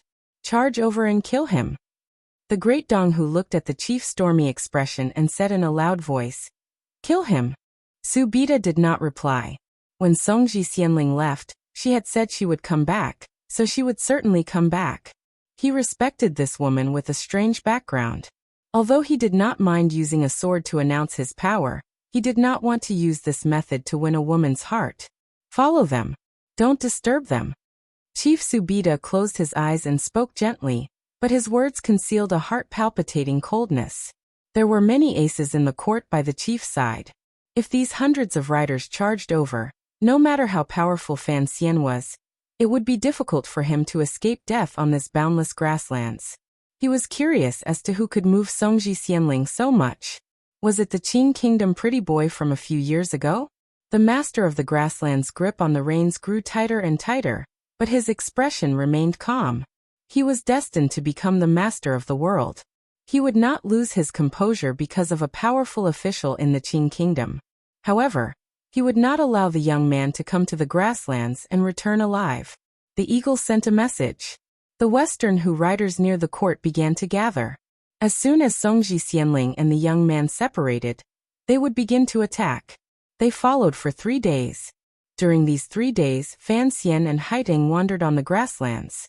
They bought 2 good horses in a tribe and galloped to their heart's content. They then went to the ocean to catch 2 nets of small silver fish to roast and eat. On the last night, they stopped at a relatively large tribe. Surrounding a fire, they ate beef and mutton with the Hu people and drank Shadatsi wine. Haiteng knew what these 3 days meant. After 3 days, perhaps the 2 of them would tear apart this complicated relationship and become irreconcilable enemies. Thus, these 3 days had to be treasured. Fan Xian also knew what these 3 days meant. Haiteng's identity as a princess had not resounded through the grasslands, but she could take him to move about as she pleased on the grasslands. She wanted to use this fresh reality to tell him that the Hu people and the people of the Central Plain could coexist peacefully, and that the Hu people were not naturally savage and bloodthirsty. Because of her guilt, Haiteng stayed with Fan Xian for 3 days and didn't ask anything else. She had no idea of Fan Xian's true goal. The light from the fire shone on their faces. Their faces were bright red, just like 2 playful children in the winter. Haiteng handed 2 items to Fan Xian and said, "These are for your child." Fan Xian accepted them, and found that it was a string of ruby beads and a small knife that the Hu children liked to play with. It was very cute. "The beads are for Xiaohuar and the knife is for Liangzi?" He raised his brows. "Xiaohuar will probably like it. Liangzi is still young. I'm afraid he won't like it. However, thank you for your thoughtfulness. Teacher once said that it would be difficult for Lady Fan's body to have children. Now that Fan Liang has been born, it can be said that one of her wishes has been fulfilled." Haideng smiled faintly. "Presumably you've put in a lot of effort." 3 months ago, Lin Wanner, who had been pregnant for 10 months, finally gave birth to a son. Before the palace randomly bestowed names, Fan Xian had hurriedly given the name Fan Liang and added it to the family tree. This matter angered the Qing emperor greatly. Fortunately, Fan Xian had left the emperor the right to choose a name. Only then did he manage to bluff this matter over. Hearing Haiteng's words, Fan Xian smiled bitterly. During these 2 years, other than helping the emperor deal with national affairs, most of his energy had been focused on treating Wanner's illness. In order to have children, Wanner had paid a great price. In order to develop the medicine, he had also suffered greatly. Fortunately, the path that teacher Feijia had set in advance was right. Only then did he successfully get Wanner pregnant. Why was he named Fan Liang? Haiteng asked curiously. She knew that after tonight, it would probably be difficult for her to see this young man again. Thus she asked endlessly. She wanted to know how he had lived these 2 years, and what the people by his side were like. An idle wife is a good mother, Fan Xian smiled slightly. Isn't it interesting? The people in the tribe gradually fell asleep. Only Fan Xian and Haiteng remained by the fire. Both of them seemed to have sensed something. Neither of them felt sleepy. They quietly waited for the arrival of dawn. It's almost dawn. Haitang leaned against Fan Xian's shoulder and spoke faintly. This woman had reached the time of parting and finally revealed the emotions a girl should have. Fan Xian was silent for a moment. He then suddenly said, "After daybreak, once you leave, that passionate chief will tear me to pieces." After 3 days, given their cultivation, they knew that not far behind them, the master of the grasslands was forcefully suppressing his anger and waiting to give Fan Xian the fatal blow. Haitang closed her eyes and said lazily, "Don't worry about these things. I'll take care of it. I'm a man. I'm not used to letting women handle things." Fan Xian smiled. The firelight shone on his smile. It appeared particularly friendly and confident. "You are very strong. And so is the chief. But I will prove that I am stronger than you." Haitang sat up straight and looked at him quietly, not knowing what he wanted to say. Fan Xian looked at her calmly and said, "I have never liked the stories of lovers separated by their tribes in novels. Duo, you plotted on the grasslands for 2 years, and I prepared for 4 months. I will completely defeat you and sever all of the thoughts he left behind. I like the peace and happiness on the grasslands. For the peace and happiness of the Qing people, for my peace and happiness, and for the chief's unhappiness and happiness, I must destroy all of this. I kept you for 3 days, because I want to keep you for a lifetime." The young man from the Qing kingdom stood up and looked at the dark grasslands before dawn.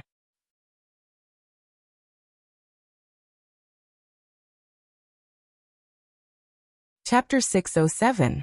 Before dawn, it was all darkness. The fire crackled. Occasionally, a few sparks would leap out and draw out a fleeting red mark in the air.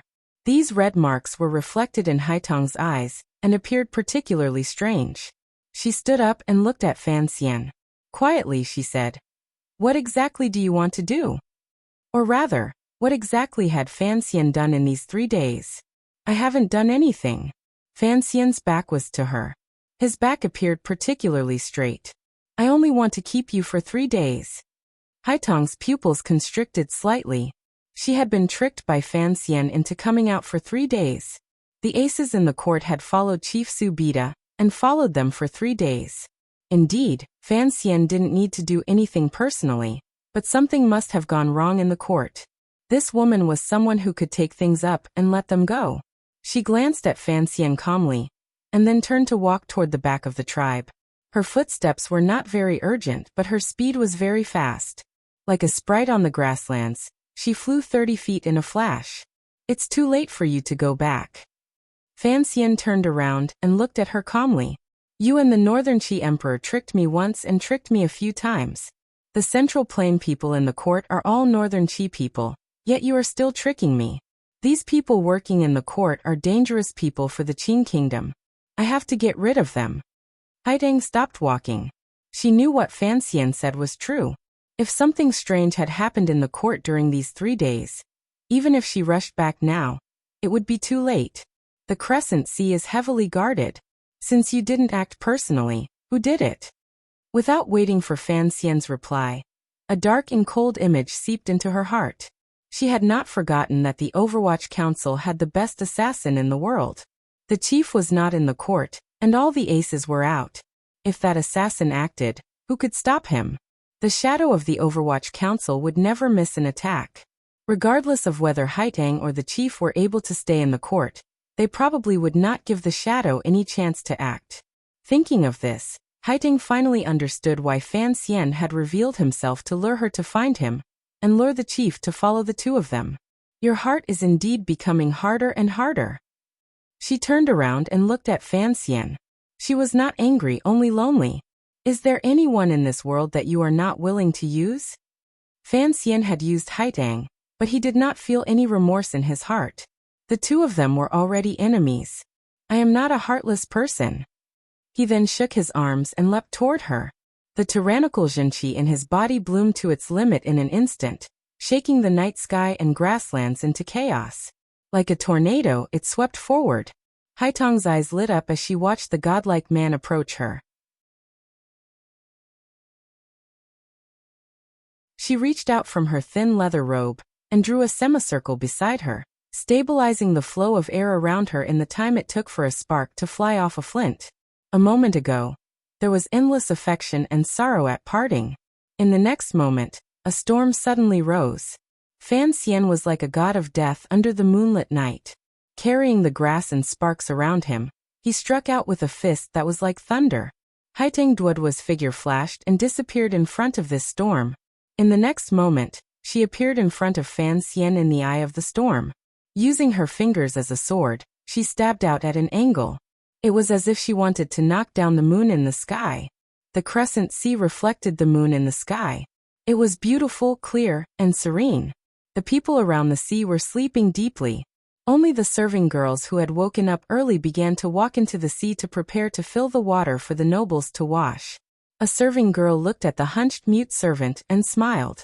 She took out a piece of cake from her clothes and handed it over. This mute servant had been picked up from the grasslands by the Donghu family 4 months ago. His body was a bit handicapped, but he had great strength. Using him to do rough work was the most convenient. However, because he could not speak and was a slave, he was often bullied by the young nobles around the court. He looked very pitiful. If it weren't for these kind Hu girls helping him out daily, this mute servant probably wouldn't have lived for more than a few days. The mute servant accepted the cake the Hu girls handed him, and smiled ingratiatingly. His throat made a croaking sound as if he wanted to express his thanks. The Hu girls giggled, and almost broke the piece of the crescent sea before dawn. The mute servant walked toward the meadow behind the crescent sea. Every day at dawn, he would go pick up sheep dung. The people in the court had long become used to this sight. Today, this mute servant walked through the meadow and the dense sheep dung. His body remained hunched, and he didn't even glance at the sheep dung. Usually, he would be happy to run into so much sheep dung. Today he would not be happy because he no longer had to pick up sheep dung. Walking to a patch of long grass, the mute servant slowly took out an iron drill from his bosom, and stabbed it into the soil. With a shake of his right palm, the iron drill that was stained with blood was shaken several feet into the soil with a poochie sound. Not a single trace of it could be found. The mute servant pressed his dry lips together, and closed his eyes to think back to the process of his actions. After confirming he had not missed anything, he once again raised his feet. His body was still hunched as he slowly walked into the depths of the grasslands. No one knew how long it would take before he could walk back to the central plain. The surroundings of the crescent sea were calm. No one noticed that a mute servant had left the place he had lived in for 4 months. The security around the king's tent appeared tight, but in reality, it appeared lifeless, particularly the people from the central plain who the chief placed great importance on. The important figures responsible for communicating with Qingzhou and Dingzhou lived in tents that were particularly deathly silent. Wei Wuqing's body was weak. He couldn't speak at all. He couldn't even move a finger. However, his teeth chattered endlessly and made a rattling sound. He looked at the dead people around him, and felt a chill rise from the depths of his heart. He was responsible for the court's accounts and trade. He knew that the colleagues around him were all powerful figures from the Qi kingdom. If these people hadn't helped the chief, the power on the grasslands would not have been able to fight the Iron Riders of the Qing kingdom in the past year or so and reap so many benefits from it. However, these people had all died. Only he had survived. He thought of the scene earlier. Terror rose in his heart. It made him want to scream, but he couldn't make a sound. The shadow, the god of death, had controlled him like a ghost and then easily and slowly massacred everyone in the tent. No one made a sound or had any reaction. Wei Wuqing didn't know who that person was, or why he hadn't killed him. Chatting could preserve his life. This was a benefit no one could think of. He only sank into endless terror. His pupils constricted nervously. He felt that this patch of darkness would never be able to turn into light. One finger picked up the moon. The fingertip was slender and ordinary, but it seemed to contain the brilliance of heaven and earth. In an instant, it broke through the wind and intent and lifted toward Fan Xian's throat. His fist had already struck empty air. It brushed past Haitong's right shoulder and crashed into the grasslands, sending up a large cloud of dirt and grass. Borrowing the power of heaven and earth to do things naturally, no school was more powerful than Tianyi Dao. The shadow of the moon gradually disappeared. The view on the grasslands was blurry. With Haitong's sliding step and attack, it was as if she could sense every wisp of wind and every grain of grass on the grasslands. She moved gracefully toward Fan Xian. Fan Xian had learned the heart of Tianyi Dao from this girl's family. When it came to the cultivation of borrowing power, he was far from Haitong's match. His eyes narrowed. With a flick of his left finger, a small knife spun 2 rounds on his fingertip. It left the sheath. A cold light flashed. A beheading moon chopped towards the fingertip a few inches away from his throat. Given their cultivation realms, regardless of whether it was a finger or a movement, as long as it touched the other person's body and Junqi entered through the bridge, it would heavily injure the other person. Thus, Fan Xian had to stop the finger that was too light to the point of being unable to catch a trace. In order to hide his identity, he did not have a sleeve crossbow on him. There was no black dagger in his boots. Where did this knife come from? The small knife light was about to chop Haitong's finger. In this moment, everything seemed to slow down. The little knife could be seen clearly. It was the gift Haitong had given to the young master of Fan Xian's family earlier. Haitong's eyes grew brighter and brighter. This brightness carried an indescribable feeling. Her finger did not pull back and did not respond at all. It continued to point toward Fan Xian's throat as if she did not see the knife. Fan Xian sighed in his heart. His left hand relaxed slightly, and the knife light immediately retracted. Unexpectedly, he did not care about Haitong's finger pointing toward his throat. Instead, he slammed it down toward Haitong's chest. Fan Xian pulled back his knife. Haitong pulled back her finger. Fan Xian brought down his palm, and Haitong returned to protect. These were 4 simple movements, but they had to be done so cleanly and without any hesitation. In this world, probably only when these 2 young people faced each other could there be such a miraculous scene. In the end, Fan Xian had the first move. His palm had already landed on Haitong's chest. Haitong's eyes grew brighter and brighter. She did not pay any attention to this palm. Instead, her fingers spread out gently like the autumn grass floating in the night wind on the grasslands. Strand by strand, they wrapped around Fan Xian's arm and restrained his right arm. In a flash, Fan Xian and Haitong Duo each had a chance to kill the other. This opportunity had even been purposely left by the other, but neither of them could act. This was the first time the 2 of them had met by the North Sea. After Fan Xian had used aphrodisiac and poetry to move her soul, and Haitong had responded with light, it was the continuation of the battle of hearts between the 2 major figures of the younger generation of Northern Qi and the Qing kingdom that had lasted for years. It looked like he had moved his hand, but in reality, he had moved his heart. Haitong gambled that Fan Xian's knife aimed at her finger would not go down, and Fan Xian abandoned his knife. Fan Xian gambled that Haitong's finger aimed at his throat would not go down, and Haitong pulled back her finger. Haitong gambled that Fan Xian's palm aimed at her chest would not go down, and so she bound his right arm. If they both couldn't bear it, why act? There was a strange smile on Fan Xian's face as he looked at Haitong in front of him. Although the 2 of them knew that this attack would probably be futile in the end, he still acted.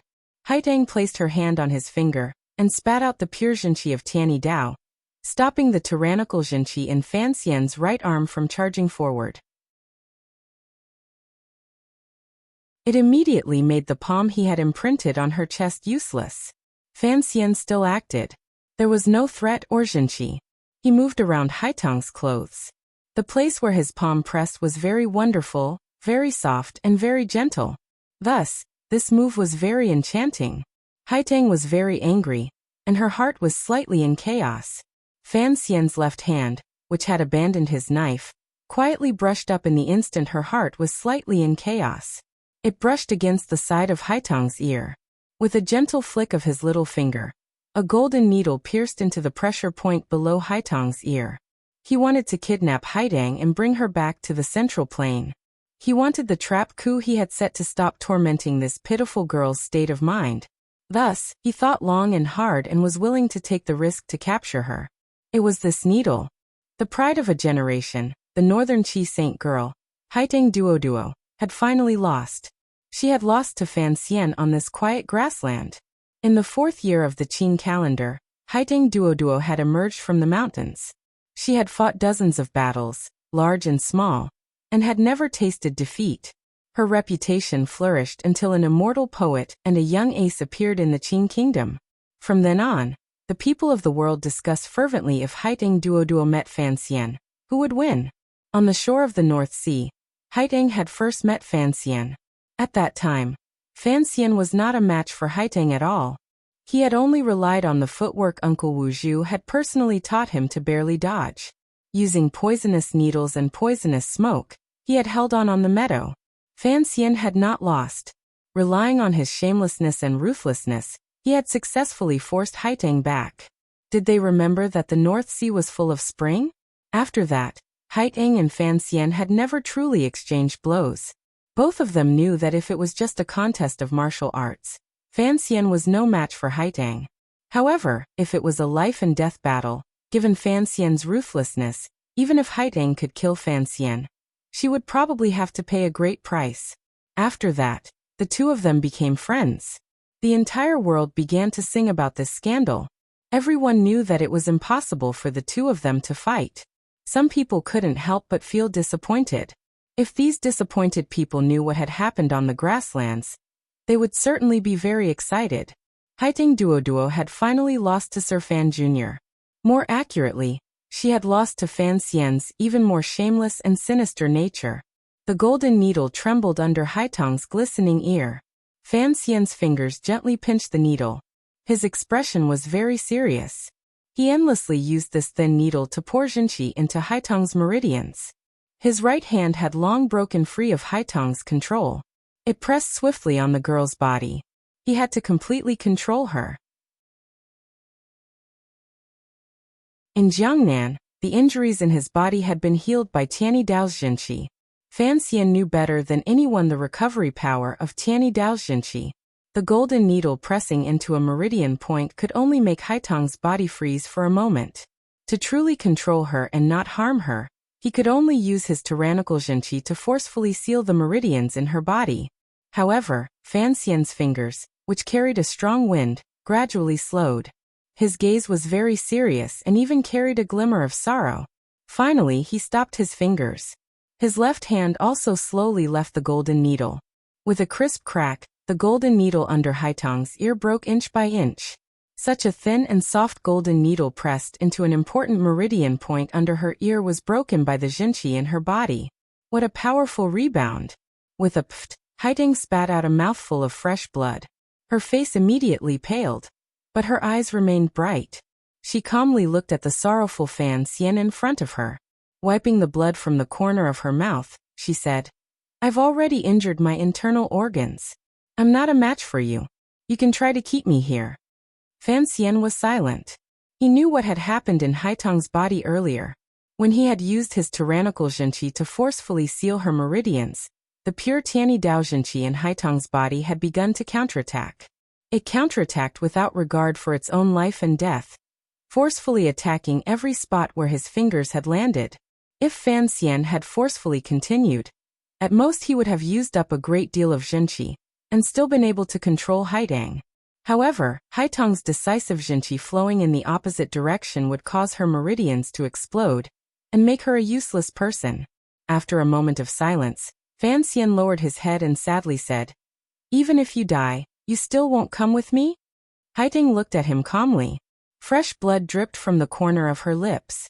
Slowly she said, "If my heart wasn't in chaos, how could you control me? If your heart wasn't in chaos, how could you let go of a great opportunity to capture me in one move and throw Shi Lake into chaos? I don't want to die, but I know you won't let me die." Fan Xian was silent for a moment and then said, "Thank you." He was thanking Haiteng for her trust in him. He was thanking her for knowing his heart and his feelings. Although the two of them had never said it explicitly, they had long known each other. It was like the night on the grasslands or the moon at the edge of the night line, clear and difficult to forget. After giving his thanks, Fan Xian looked at Haiteng and said each word clearly. "Do you really want to stay in Shi Lake and become my enemy on the battlefield? I have my perseverance, and you have yours, no?" A strange light bloomed on Haiteng's ordinary face. There was 20% stubbornness, 30% confidence, and 50% perseverance. Fan Xian gritted his teeth and said angrily in a low voice, "This is Ku He's arrangement. What kind of person are you?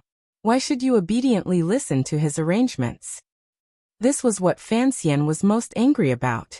What he hated the most in this life was having his life controlled by those terrifying old creatures. He firmly believed that his life would be free. This was something more important than the grasslands or northern Qi. Haiding looked at him calmly, like she was looking at a child. "If I listen to you and leave the grasslands, won't I also listen to your arrangements?" Fan Xian was startled. He knew what she meant. The grasslands cannot fall into chaos. "I have to stay." Haiding looked at him and said, "I don't know what you've done these 3 days. Perhaps I won't be able to stop you in time, but I have to think of a way to stop the chaos on the grasslands." Fan Xian was silent for a moment. He then shook his head and said, "Like a prairie fire, who can stop it?" Haiding looked at him. Fan Xian smiled bitterly and said, "Last night, the left virtuous prince should have been assassinated." Shock flashed through Haitong's eyes. She had been on the grasslands for 2 years. She knew what kind of turmoil the left virtuous prince's death would bring. If Fan Xian had purposely left some traces when he acted, the grasslands, which had just been peaceful for a year, would probably sink back into the endless flames of war because of revenge and the struggle for power. "How could you kill him?" Haiding stared into Fan Xian's eyes and bit her lower lip. The left and right virtuous princes had great power on the grasslands. Chief Subida had the support of Haitang, Northern Qi, and tens of thousands of riders from the northern tribes to barely suppress the 2 virtuous princes. During these 2 years, the left and right virtuous princes had always been wary of the court. Their defenses were powerful. Haitang furrowed her brows slightly. She could not think of anyone in the Qing kingdom who could sneak into the depths of the grasslands and assassinate the left virtuous prince. Perhaps the shadow of the Overwatch Council had such power, but he should have gone to the court to deal with Northern Qi's support for the grasslands court. The rushing sound of horse hooves came faintly from the distance. It looked like the riders of the court chasing Fan Xian could no longer hold back. Fan Xian narrowed his eyes and glanced in that direction. In a quiet voice he said, "I said 3 days ago that regardless of whether it is Ku He or the little emperor of Northern Qi, they do not trust me. This has always been a great mistake. Regardless of how the world moves in the future, I must take the initiative in dealing with these matters into my own hands, because I have more power than all of you." He gazed at Haitang and said, 13th Wang followed the merchant group into the grasslands. "When I stayed behind to wait for you, he followed the left virtuous prince's subordinates back from the court. I believe in his courage and power. If even the fiercest warrior in the world cannot kill the left virtuous prince, then I can only say that my luck is not good. Come back with me." Haitang was silent. Fan Xian shook his head self-mockingly and helplessly. He then whistled toward the endless darkness behind him. The sound of hooves gradually rang out in the depths of the grasslands, like a herd of wild horses running freely.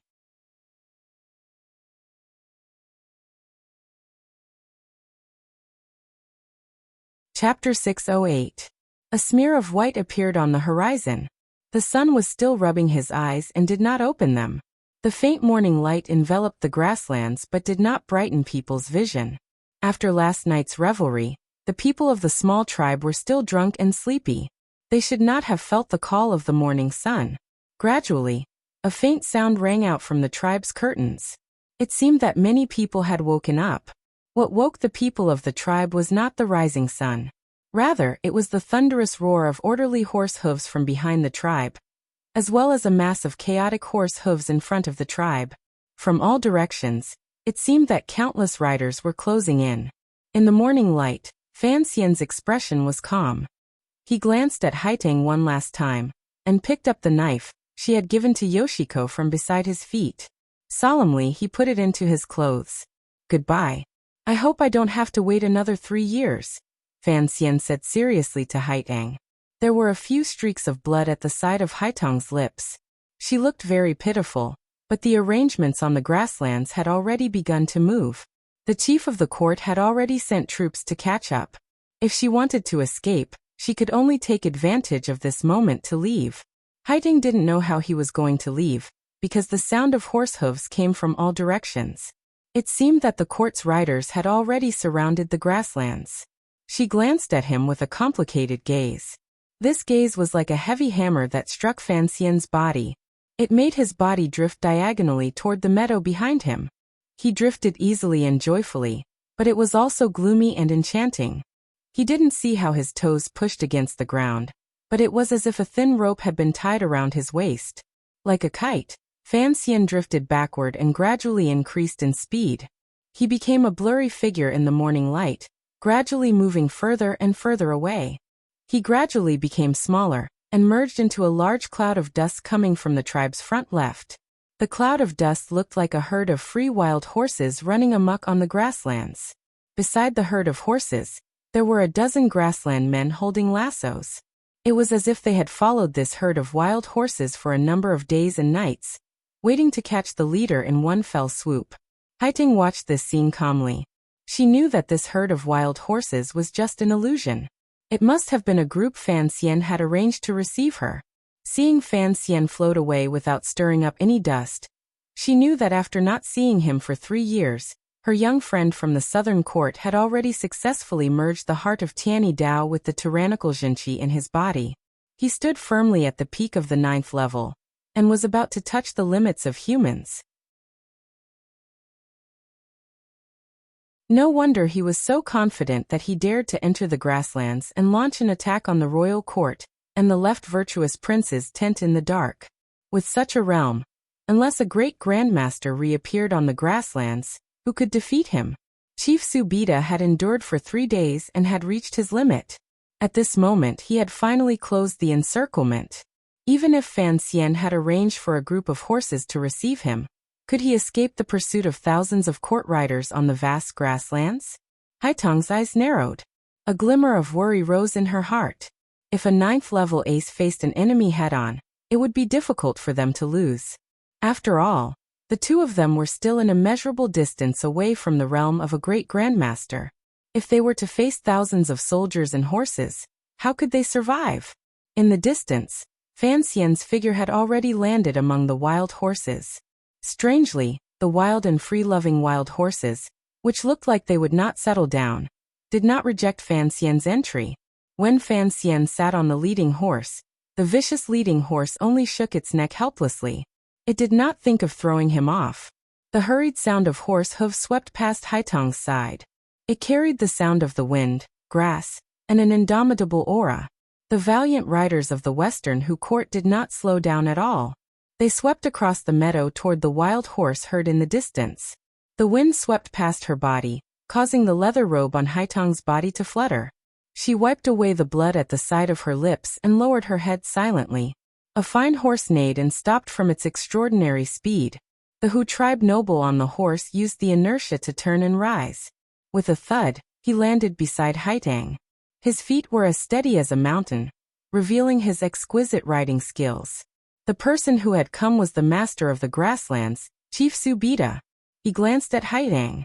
Anger and embarrassment gradually rose in his eyes. Injured. Haiteng nodded and smiled with some difficulty. The Qing Kingdom's Fan Xian? Chief Subida was tall. His features were firm, and the light in his eyes shone. He looked in the distance at the figure galloping southeast with the wild horse herd, and asked in a quiet voice. "It's him," Haiteng replied quietly. Chief Subida would never underestimate any of his enemies, particularly a ruthless and important figure like the Qing Kingdom's Fan Xian. He had endured for 3 days. In reality, he had prepared for 3 days. He had gathered the Hu tribe soldiers on this grasslands. He had to keep this powerful Qing official on the grasslands. Since the other party dared to enter deep into the grasslands, get close to the court, and challenge his dignity, Chief Subida would use the most direct method to express his anger. The court had made ample preparations. After confirming that there were no Qing riders patrolling the grasslands, they prepared to receive Fan Xian in secret. However, the spies had not noticed the herd of wild horses. Wild horse herds could be seen everywhere on the grasslands. Most importantly, they had once seen these wild horses beside a patch of water grass.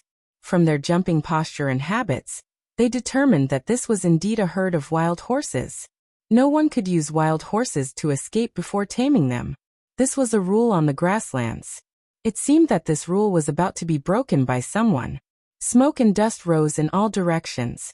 Over 1,000 court riders charged over and charged past the tribe's tents.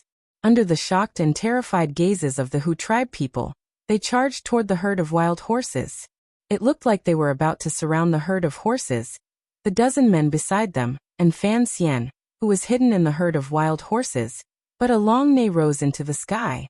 The herd of wild horses seemed to be driven by some kind of power. Immediately, they were startled awake from the chaos. Stretching out the muscles on their bodies, they raised their hooves and abruptly increased their speed, charging toward the gap in the southeast of the encirclement. The morning sun shone brightly, and the wild horses neighed. Hundreds of fine horses reflected the weak light and emitted a dark complexion as they galloped on the grasslands. In just a moment, they had already rushed out of the encirclement of the court cavalry. This scene had a primitive beauty that was filled with power, and it shocked the minds of countless people. Chief Subida held the reins in one hand and stood by Haitong's side. Coldly he watched this scene. His eyes narrowed slightly, but he hid the shock in his heart very well. With a flip of his body, he leaped onto the fine horse and said, "I'll bring this pretty boy back for you to vent your anger." At this time, he had already admitted that this young powerful official of the southern court, who could be mentioned in the same breath as Songji Xianling, was not just a pretty boy. Looking at his miraculous ability to control wild horses, there was probably not a second person like him on the grasslands. Last night, the court was attacked. The left virtuous prince was assassinated. No one knows if he is dead or alive. Haitong stood on the meadow among the chief's dozens of guards. Calmly, she spoke of what Fan Xian had admitted. The chief held the reins with both hands and paused slightly. Immediately after, he squeezed the horse's belly and charged down the meadow. So the commissioner of the Qing Kingdom's Overwatch Council had entered deep into the grasslands for this matter. The attack on the court was a small matter. As long as it was not the elite riders of the Qing Kingdom charging over, what did it matter if some people died? The chief had not thought that the Qing Kingdom's Overwatch Council was also very selective in who they killed. The people who died were very important to his dream of building a country on the grasslands. Most importantly, the left virtuous prince had been assassinated. This news chilled the chief's heart. Was the grasslands, which had been peaceful for 2 years, going to sink back into chaos because of the left virtuous prince's death? Thinking of this, he couldn't help but curse silently. The left virtuous prince was his uncle. Back then, he had been incomparably arrogant in front of him. Who knew that he would be killed by a Qing assassin with one blow? He was truly a bastard. The chief looked angrily at the dust in the distance. Squeezing the horse's belly, he charged toward the southeast first. Although the pretty boy had used the wild horse herd as a cover and unexpectedly killed his way out of the encirclement, the chief believed that no one would be able to escape the pursuit of the court's riders on the vast grasslands. From here to Qingzhou on the border of the Qing Kingdom, even if one spared no effort and galloped to their heart's content, it would still take 10 days. Galloping madly on the grasslands for 10 days with the Western Hu court's riders chasing after them, who could stand against that? The chief was riding a 1,000-li horse, one out of tens of thousands. He believed he could stop Fan Xian. Although the Qing Kingdom's cavalry and archery were also very powerful, the people of the grasslands still believed that the Western Hu men's riding skills were still the most exquisite. If they couldn't catch up to an enemy they could see on the grasslands, they might as well commit suicide. The morning light gradually brightened, and the sight between heaven and earth gradually brightened. The warped morning sun peeked out halfway from the eastern horizon of the grasslands and lit up everything on the autumn plains. Haitong looked calmly at everything in front of her. A glimmer of worry and sadness flashed through her eyes. She saw that on the grasslands, the flood-like Western Hu riders had not formed an encirclement. Relying on the Hu people's exquisite riding skills, they quickly formed a group and formed a fan. Thousands of riders were like one as they sped toward the east. 2 to 3 li in front of the pursuing Hu riders, hundreds of black wild horses were galloping madly. Their hoofs kicked up dust. They were like wisps of smoke as they headed east toward the red morning sun. Suddenly, A few people leaped out of the herd of wild horses and mounted them. No one knew where these people had been hiding earlier, or how they were able to follow the wild horses forward. 100 Qing men rode on hundreds of wild horses, and galloped through the grasslands ruled by the Hu people. Before the red sun, the horses and the figures on them appeared very spirited and arrogant. The Western Hu soldiers had made a major mistake in their judgment. They had thought that when it came to riding skills, the court riders were unparalleled in the world. No one could compare to them. Furthermore, they didn't know how the Qing people controlled the herd of wild horses. Although the wild horses were powerful, they were not as obedient and durable as war horses. Thus, they thought that on this expansive grasslands, they would need at most half a day's time to catch up to the Qing people galloping toward the sun. Chief Subida also thought this way. He was even thinking about whether or not he should first kill the powerful Qing official called Fan Xian with arrows after he surrounded the Qing people, and not give Princess Songji any chance to plead for mercy. However, everything developed differently from the judgment of the Western Hu court riders. Half a day passed. A day passed. The proud knights of the grasslands were still unable to catch up to the Qing people. They couldn't even close the distance. The reason was simple. The wild horses in the eyes of the Hu people were not wild horses at all. They were military horses that the Qing Overwatch Council had raised for a long time. The reason they could hide from the eyes of countless people on the grasslands, from the tribes famous for their horses, and become a herd of wild horses that wandered among the water and grass was all because they had been drugged. A drug mixed with ephedrine made the Overwatch Council's military horses appear more active, wilder, and free-spirited than normal horses. Furthermore, this herd of horses was very careful. They had not been nailed or branded. Even their manes had not been tidied. Once they galloped, there was the feeling of their long hair floating in the wind. No matter who saw them, they would think they were a herd of wild horses. That was why that night, under the watchful eyes of the court riders, they had quietly approached Fan Xian. Fan Xian held the reins with one hand and lowered his head to the horse, carefully feeling the condition of the horse. There were 100 subordinates receiving him. Other than a dozen elites disguised as men on horses, the rest of the people had relied on their superb riding skills to hide among the herd of horses. They had experimented many times. The effect of the ephedrine on horses was not as great on humans as it was on horses. It was not to the extent that these war horses would not listen to orders. For the pursuing soldiers of the court, the speed of these horses galloping was terrifying. War horses disguised as wild horses were still war horses, much less war horses that had taken stimulants. Fan Xian knew that the stimulants would not last long, but he didn't need too long. 100 people took turns riding hundreds of horses, giving the war horses enough time to rest and recover. If they still let the people of the chief's court catch up, Fan Xian might as well cut his own neck and be done with it. A good horse needed someone to ride it. This was the second mistake the pursuing soldiers made in their judgment. They always thought that no one in the world had better riding skills than them, and was more valiant in long-range attacks. They had forgotten a name: the Black Knights. The Qing Kingdom's riders had always been powerful. Other than armor and protective gear, they were not much weaker than the riders of the Western Hu. The Black Knights were the elite of the Qing Kingdom's riders. Under Chen Pingping's careful selection and training, the quality of the individual soldiers was truly shocking. In particular, the Black Knights had the most illustrious battle history in the world when it came to long-distance attacks that the Western Hu people were so proud of. Back then, the Qing Kingdom had suffered a crushing defeat on the northern expedition. The Qing Emperor had been trapped in barren mountains and unruly rivers. Chen Pingping had heard the news and led the Black Knights to rescue him. Within 6 days, they had advanced 1,000 li on the battlefield and saved the Qing Emperor, who was still the crown prince at the time.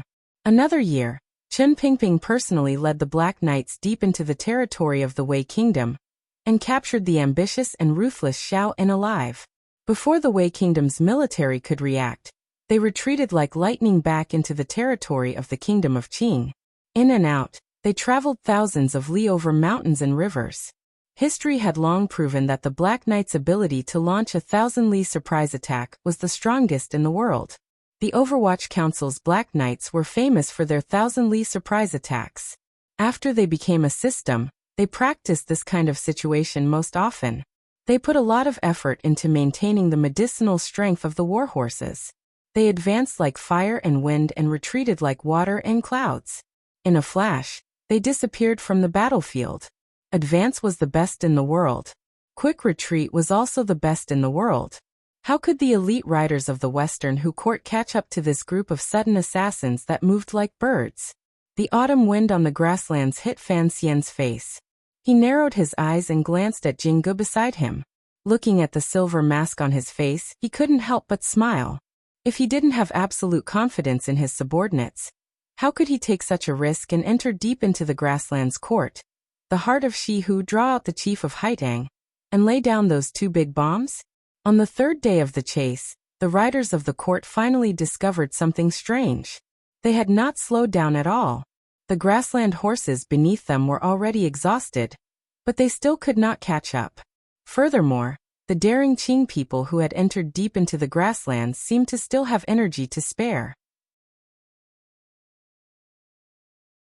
It was as if they could let their horses go at any moment. They were only forcefully suppressing their speed to lure the riders of the court behind them. Hearing the Dandan's alert and tired report, a glimmer of coldness flashed across Chief Su Bida's travel-stained face. He was actually the first person to discover the problem. He could feel that there was something wrong with the group of strange, and even magical wild horses in front of him. Although the court's eagles were circling above, there were no large tribes on the grasslands toward Qingzhou that could stop them. The chief could not do anything. The news of the left virtuous prince's assassination had already been confirmed. The chief knew what he should do. Once the entire grasslands learned of this news, they would turn their suspicious gazes toward him or the right virtuous prince. The men under the left virtuous prince's tent would certainly already be clamoring for revenge for the left virtuous prince.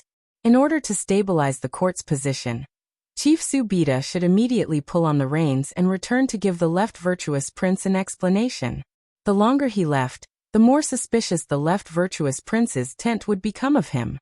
Chief Su Bida was not afraid of the revenge of the left virtuous prince's subordinates. If he wanted to become the true ruler of the grasslands, he had to prevent bloody internal strife from happening. He believed in Princess Songji's words. Establishing a country on the grasslands could not only rely on blood and iron killing to succeed. However, he was not satisfied. The speed of the horse under the chief slowed down. Looking into the distance, the herd of wild horses that seemed to never feel tired, he sighed in the depths of his heart. He was unusually dissatisfied. All of the court riders stopped and turned their gazes toward the great chief. They didn't know what to do next. Should they continue this futile chase or go back? They all knew that the grasslands seemed to be a bit chaotic. If they just went back like this and watched as the Qing people came to the grasslands to strut around, they were truly dissatisfied. Chief Su Bida was also dissatisfied. As the master of the grasslands, sometimes he had to suppress the anger in his heart and choose the most correct path from the perspective of profit. He waved his hand gloomily, indicating for the court riders to turn their horses around and prepare to return to the court. At this moment, a burning anger suddenly rose in his eyes. The moment the Western riders stopped their pursuit, the deserters in front of them also stopped. They stopped on the shallow meadow and looked back as if they were waiting for them. What kind of humiliation was this? The chief gritted his teeth and narrowed his eyes. A moment later, the expression on his face relaxed. Coldly he said, "Go back. They won't fall for it." Jingge glanced at the commissioner, whose head was covered in sand, and said, "Looks like they won't chase anymore." Fan Xian spat out the sand in his mouth and furrowed his brows. His mood relaxed slightly.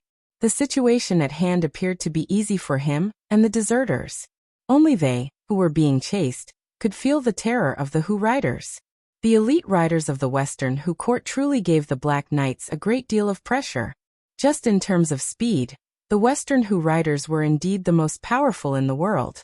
They were far more powerful than the riders of the Wei Kingdom in the past. The Black Knights appeared to be running freely, but in reality, they were in a sorry state. If the court riders could hold out for another 2 days and wait for the medicinal power of the Black Knight's warhorses to gradually wear off, Fan Xian would probably be in deep trouble. The reason Fan Xian had not had the Black Knights run wildly was because he wanted to put on a confident appearance and strike at the confidence of the chief's court riders. Looking at it now, this plan seemed to be working. Furthermore, Fan Xian knew that a person as ambitious as the Western Hu chief would not let anger get to his head and only care about chasing him. He would not care about the chaos in the court or the uprising on the grasslands that the left virtuous prince could cause. A few li behind them, the court riders gradually organized and retreated. Chief Subida fell at the very back. The setting sun shone on the light armor on his body and reflected a faint light. He still looked as cold as ever. Fan Xian spat out the last bit of sand in his mouth and said, "Presumably, I left a deep impression on him this time. When we fight again on the grasslands, he will certainly not carelessly fight in the open. Scaring him off is good." Jingge glanced at him and said, "However, the Crown Prince has set up an ambush at the mouth of Hong Mountain for a dozen days and still hasn't seen the chief arrive. I'm afraid he will be disappointed." "Please, this is the master of the grasslands." Fan Xian narrowed his eyes and looked at the figure of the chief standing alone on the grasslands in the distance. He grinned and said, "How could he be so easily killed by my schemes?" Some people suggested pushing down Haidang and taking her home, thus solving half of the Western Hu problem. However, it did not seem very good. The 10,000 iron riders that the Erna court could influence were still on the grasslands. Fan Xian could not take them back to the Qing kingdom. Most importantly, if Fan Xian dared to force his way through, he would probably spend the rest of his life being hacked at by Haidang with a knife, shivering, and being hacked at by a top ace every day. This kind of life was truly terrifying. Frankly speaking, if she was not willing, Fan Xian would not do it. Basic respect was still necessary.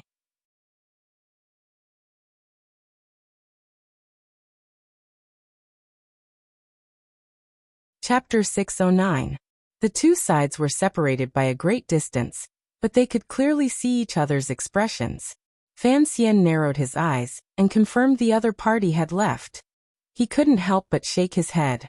A wave of exhaustion that was difficult to suppress surged into his heart. After being chased by the Western Hu pack of wolves for 3 days, both sides had exhausted themselves. Since the other party had given up, he would not feel any disappointment. There was only relief.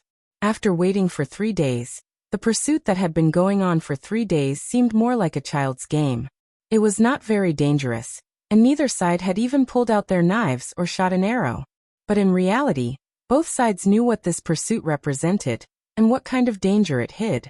Fan Xian and his group entered deep into the grasslands and confidently left. Although they had not truly fought, they had left a deep shadow in the hearts of the Western Hu people. Many years ago, the Qing Kingdom's largest border expansion operation had also been carried out under the secret leadership of the Overwatch Council.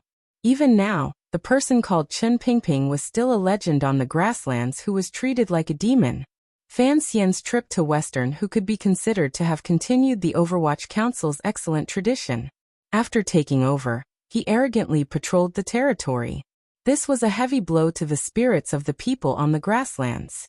The Western Hu court wanted to unify the grasslands and fight against the Qing kingdom, but they could not keep a group of people deep in the grasslands. Presumably, this would allow them to have a clearer understanding of their own strength. It would also make the Western Hu tribe, which had been incomparably glorious these 2 years, more careful when sending out troops. Chief Subida had chased for 3 days in vain, and was forced to turn back gloomily. He looked helpless and sorrowful, but in Fan Xian's eyes, there was a different meaning. This master of the grasslands had retreated so resolutely.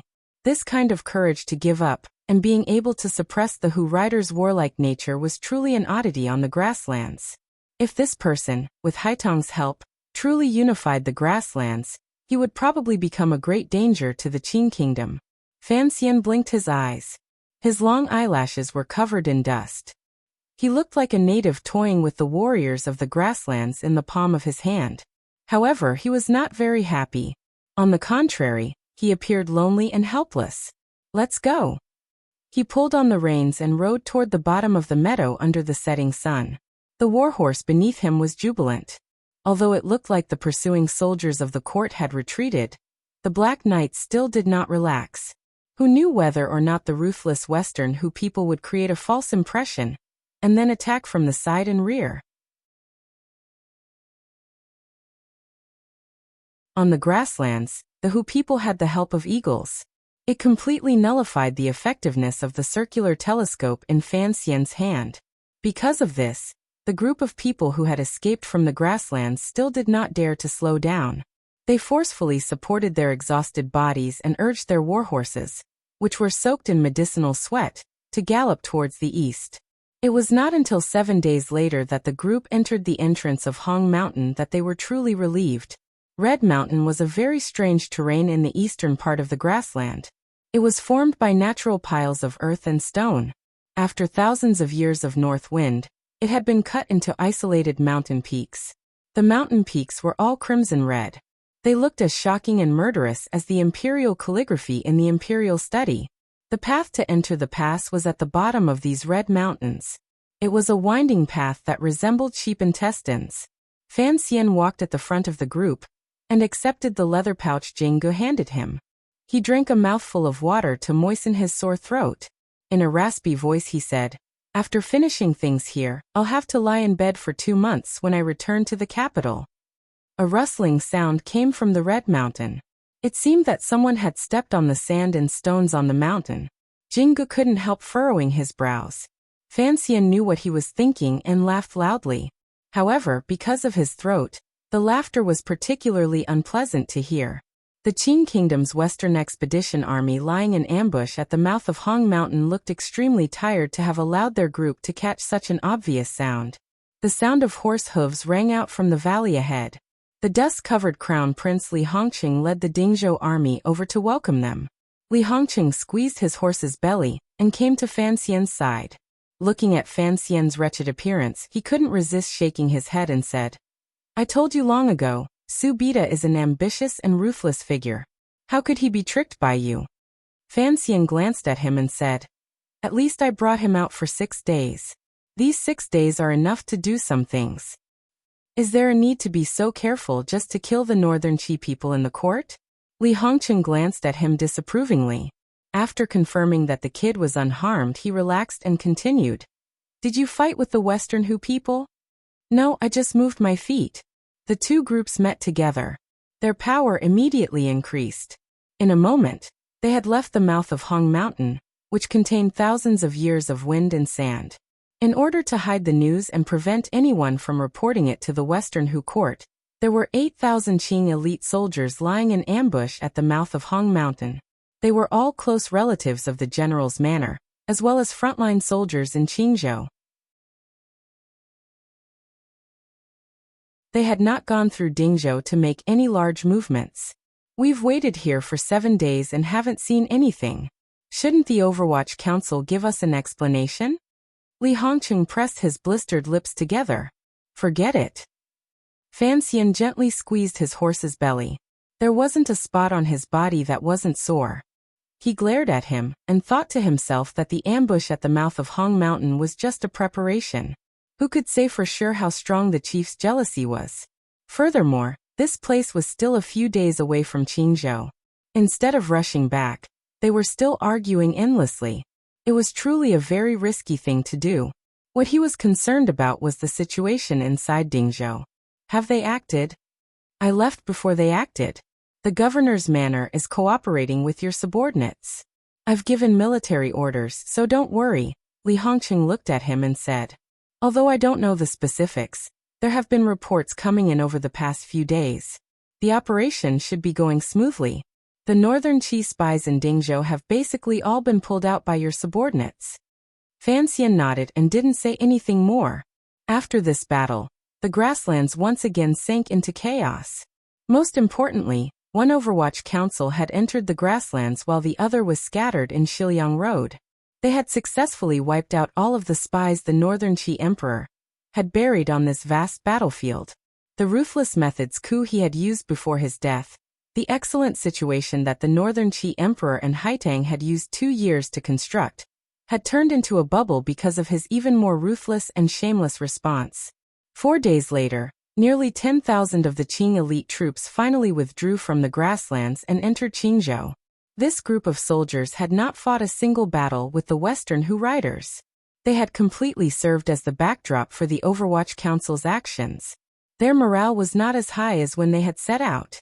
Additionally, they had endured for too long at the mouth of Hong Mountain. They looked like defeated soldiers. The mental state of the Black Knights of the Overwatch Council was not much better.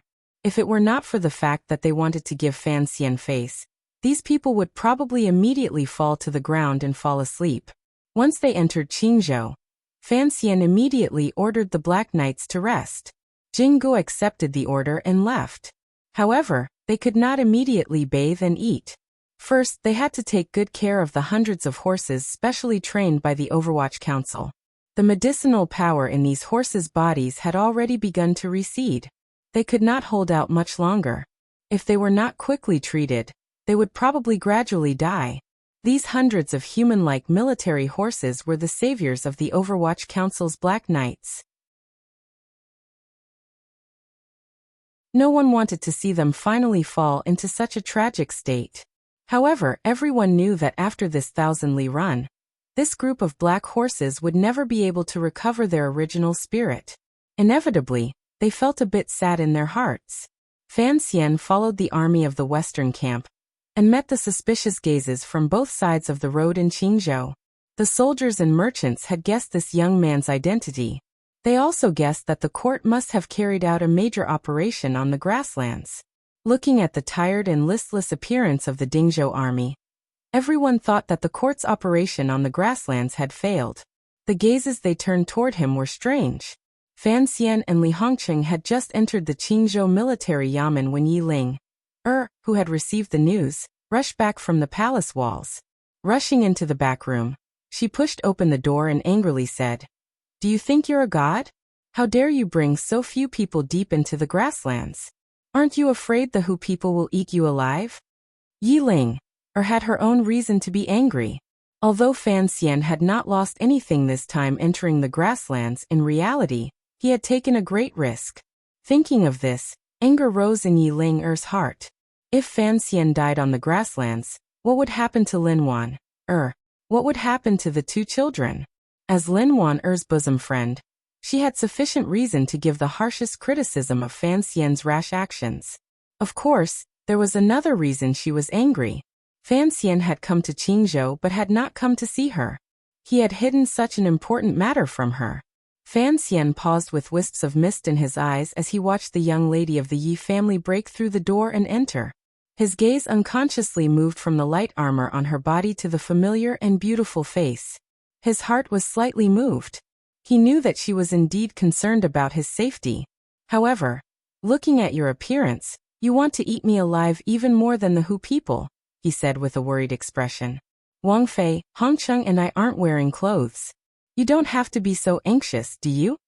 After entering the Qingzhou military yamen, Fan Xian and Li Hongcheng, who were covered in wind and sand and sore all over, had used their power and position to immediately prepare 2 large buckets of hot water. They were soaking comfortably when unexpectedly, a woman barged in. Furthermore, her identity was special. Yi Ling, had grown up in the Dingzhou army. Her personality was bold and forceful.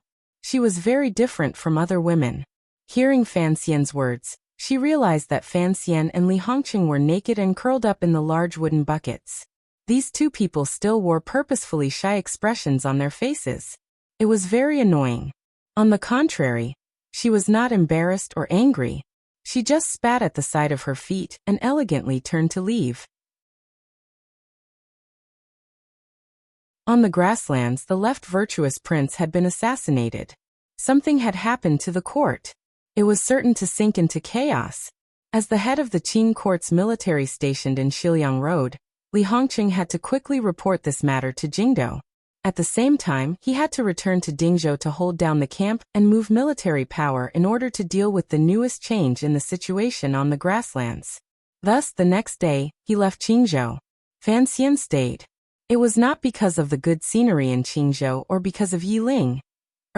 It was because he wanted to wait for a few people to return before he could truly relax. After a few days, the Central Plain merchant group Fan Xian had mixed in to finally return to Qingzhou covered in dust. Calculating the time, this merchant group had traveled very quickly. The path the merchant group took on their return journey was not the same as the path Fan Xian had taken. On the contrary, they had missed the soul-stirring chase. Seeing this group of merchants return safely, Fan Xian's mood relaxed slightly.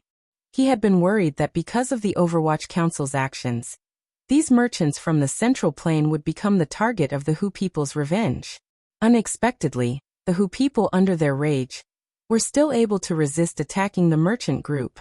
It looked like Haitong's teachings these 2 years on the grasslands and the chief's decisions about the future had already affected many people. Soon after, a lonely shepherd who had lost his cows and sheep and was unable to continue living on the grasslands also entered the city of Qingzhou. However, no one knew that in this half a year, this lonely shepherd was playing the role of a mute servant who was used to hunching his body. The shadow had also returned safely. Fan Xian's heart relaxed a great deal. However, there was still no news from 13th Wang. He didn't know what his situation was, which worried him greatly. Although the Overwatch Council was used to using sinister methods to deal with all enemies, any method needed a powerful executor. Fan Xian himself was a powerful ace. He also had the shadow as his subordinates. If it weren't for these terrifying generals, even if he had lured Haitang and the chief away, he would not have been able to achieve the Overwatch Council's goal. The northern Qi people in the court would be dealt with by the shadow. The left virtuous prince, who had to die, needed another powerful warrior. Fan Xian had always been troubled by this. There were only a dozen top aces in the world. It was not until a long time later that he sent a probing invitation to 13th Wang through Baoyue brothel. After the Dong Mountain incident, 13th Wang had been serving the heavily injured and dying Sigu Jian in the sword hut in Dongyi. However, Sigu Jian miraculously dragged on and did not die, so 13th Wang never appeared in front of people again.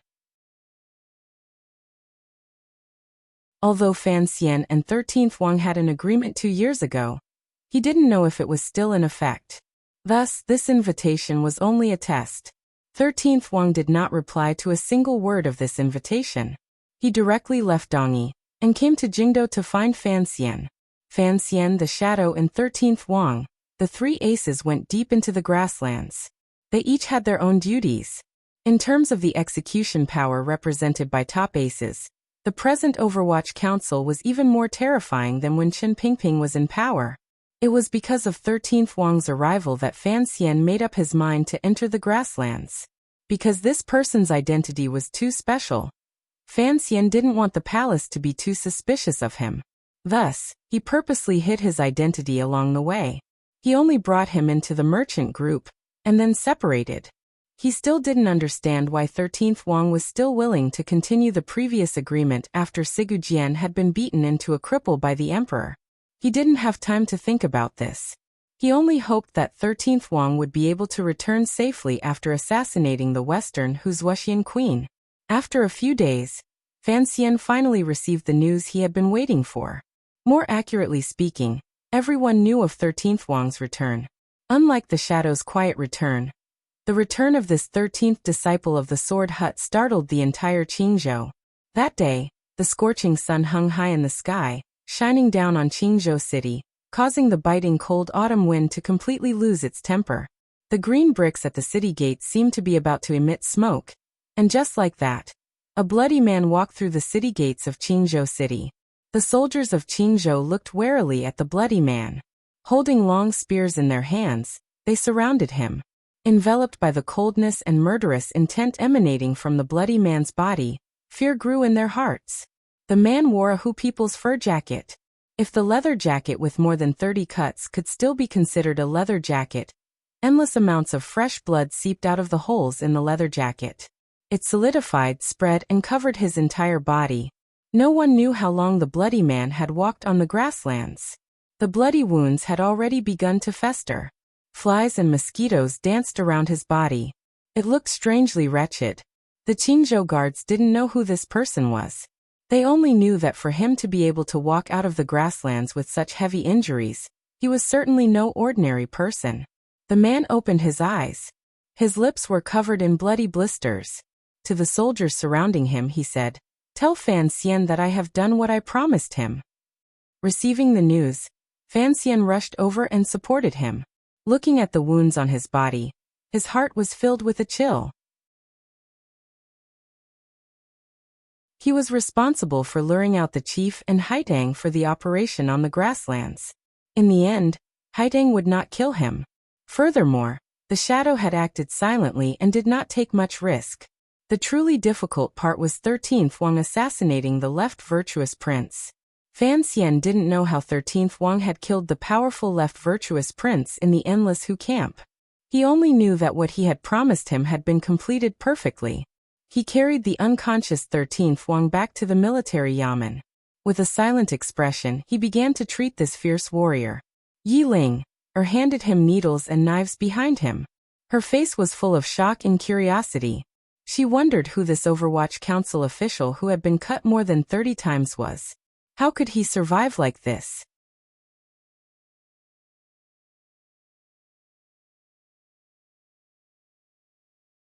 Chapter 610.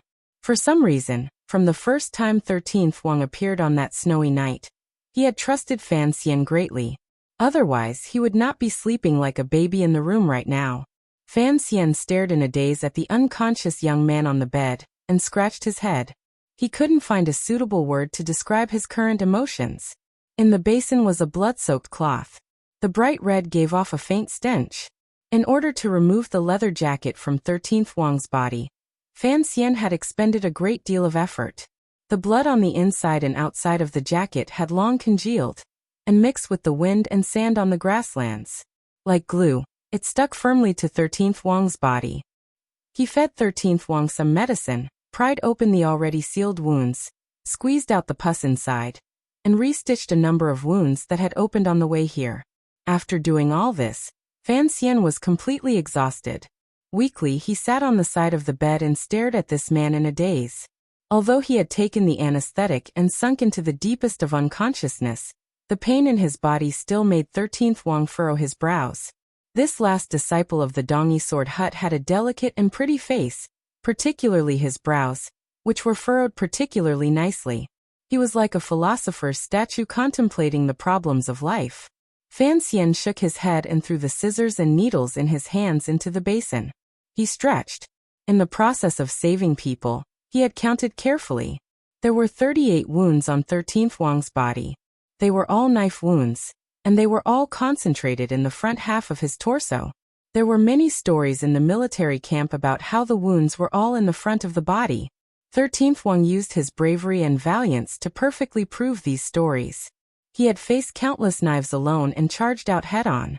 Fan Xian stared at him in a daze.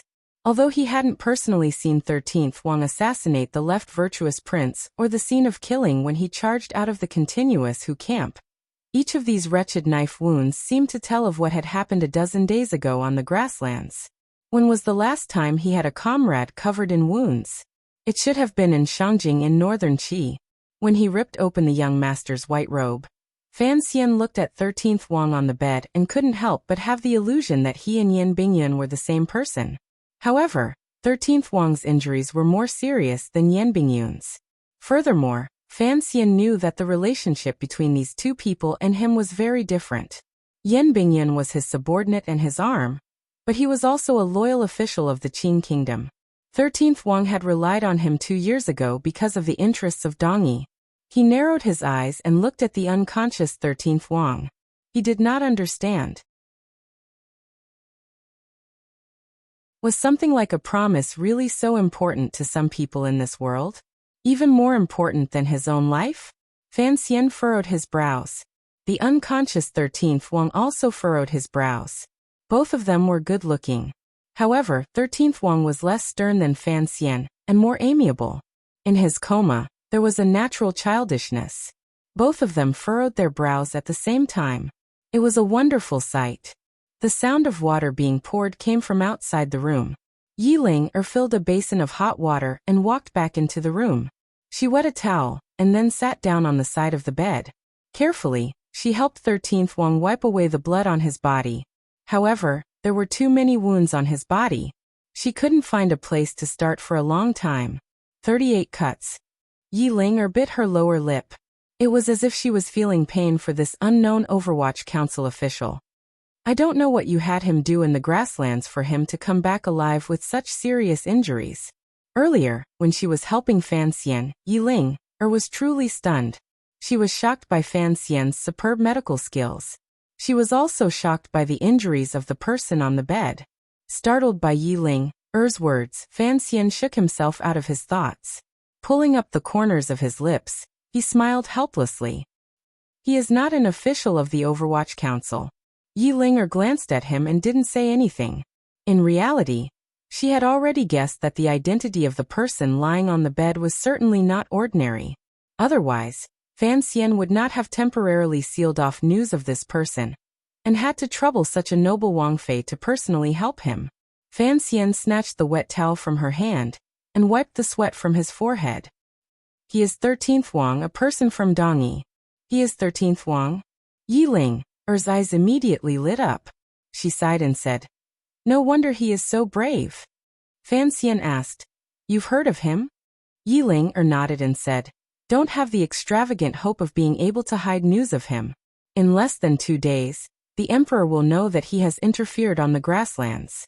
You should think carefully about how to explain it." Fan Xian smiled bitterly. He wasn't afraid of explaining to the Emperor. In the end, which side Dongyi would fall to, it was still Sigu Jianqian's words before his death. If he and 13th Wang improved their relationship, presumably the Emperor would not be too angry. He was just curious as to why Yi Ling appeared to be so familiar with 13th Wang. Although not many people know that he was once your subordinate for more than half a year, many people in the military know that the Overwatch Council once had a powerful figure. Yi Ling seemed to have thought of something. Her expression dimmed. That year, there was a rebellion at Dong Mountain. The Emperor was surrounded and trapped at the top of the mountain. Shang Shan, who led the Northern Expedition Army soldiers to attack the mountain, and forced the Imperial Army to retreat step by step. If it weren't for 13th Wang bravely holding the pass, the mountain would probably have been broken through long ago.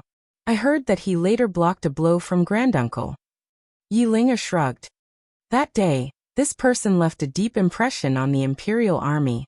Everyone admired him greatly. After talking about him a lot these 2 years, he became famous. Yi Ling's granduncle was the great Grandmaster Yi Luyan, who had disappeared without a trace after the Dong Mountain incident. Hearing these words, Fan Xian paused. He turned his head to glance at the unconscious 13th Wang and slowly said, "Given his brave and ferocious nature, if he was in the military, he would probably become a rarely seen fierce general." He didn't know that 2 years ago, the famous general of Northern Qi, Shang Shanhu, had such an evaluation of 13th Wang at the mountain gate. After a few days, 13th Wang woke up. No one knew what kind of power this young disciple of the Sword Hut had in his body for his injuries to heal quickly. On the day he woke up, Fan Xian suppressed the joy in his heart and asked straightforwardly, "You are the future of Dongyi. What exactly are you planning by working so hard for me?" 13th Wang had left Dongyi and returned to Fan Xian's side, because of the promise in the snowy night. But it was not just because of this promise. He was silent for a moment.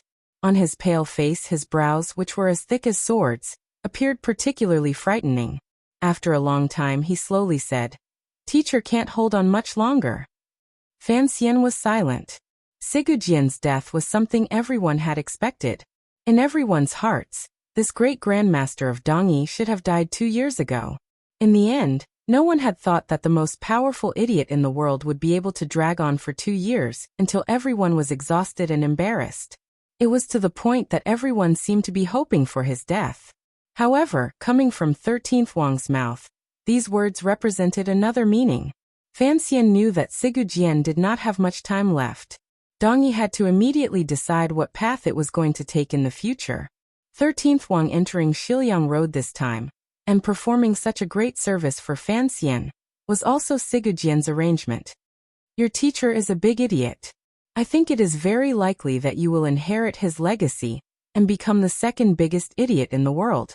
Fan Xian looked at 13th Wang's haggard face and coldly said, "You and Haitang are both orphans. Why throw away your head and spill your hot blood to protect such meaningless words?" 13th Wang smiled with some difficulty. He knew that while Fan Xian's words appeared mocking, they actually hid a glimmer of concern. He looked at Fan Xian and slowly said, "If it is not to protect something, then why are you here?" Fan Xian had nothing to say in response. 13th Wang finally said, "Teacher wants to see you one last time before he dies." Fan Xian's heart jumped slightly. He immediately calmed down. Furrowing his brows in thought for a moment, he then shook his head and said, "The Emperor will not let me accept the Dongyi matter." 13th Wang knew why he shook his head. Presently, Fan Xian was in charge of the Xilyang road matter. If in the future, even Dongyi was taken into the arms of the Qing kingdom through his hands, it would make things difficult for the Qing emperor. In order to prevent an imbalance between ruler and officials, the Qing emperor would probably not let Fan Xian handle the Dongyi matter. Don't think of things too rosy. 13th Wang coughed. His newly healed wound almost burst open again. The sword hut will open next spring. Teacher's intention is only to invite guests from various places to meet. Based on what 13th Wang said, Sigujian probably didn't have many days left to live. The opening of the sword hut in the spring of the 10th year of the Qing calendar was perhaps the last time this sword saint would show his brilliance in the world. Fan Xian furrowed his brows and said, "Guests from various places?" "Yes," 13th Wang replied, "including guests from northern Qi." Fan Xian smiled. He knew what Sigujian was thinking. After the great grandmaster passed, Dongyi would not be able to protect itself. It had to find a good tree to rest on. Asking him and the nobles from northern Qi to attend the ceremony was to see which of the two powers in the world offered a higher price, and who had the most sincerity. Dongyi had long shown Fan Xian its sincerity. This sincerity was the sincerity 13th Wang's words had delivered on that snowy night 3 years ago. It was sincerity written in 13th Wang's blood. "If your teacher asks too much, I won't be able to help much," Fan Xian said seriously to 13th Wang. Very seriously, Fan Xian said to 13th Wang, "You know I am speaking from the bottom of my heart. Never mind, rest well." After saying this, he realized that 13th Wang did not notice. Instead, his gaze had passed through the window and was cast toward a certain place in the courtyard. Fan Xian followed his gaze and saw Yi Ling, in light yellow clothing. Yi Ling, was sitting in the dusk. With a calm expression, she gazed at the lonely autumn trees outside the courtyard. She appeared particularly lonely. 13th Wang's gaze was very soft and lonely.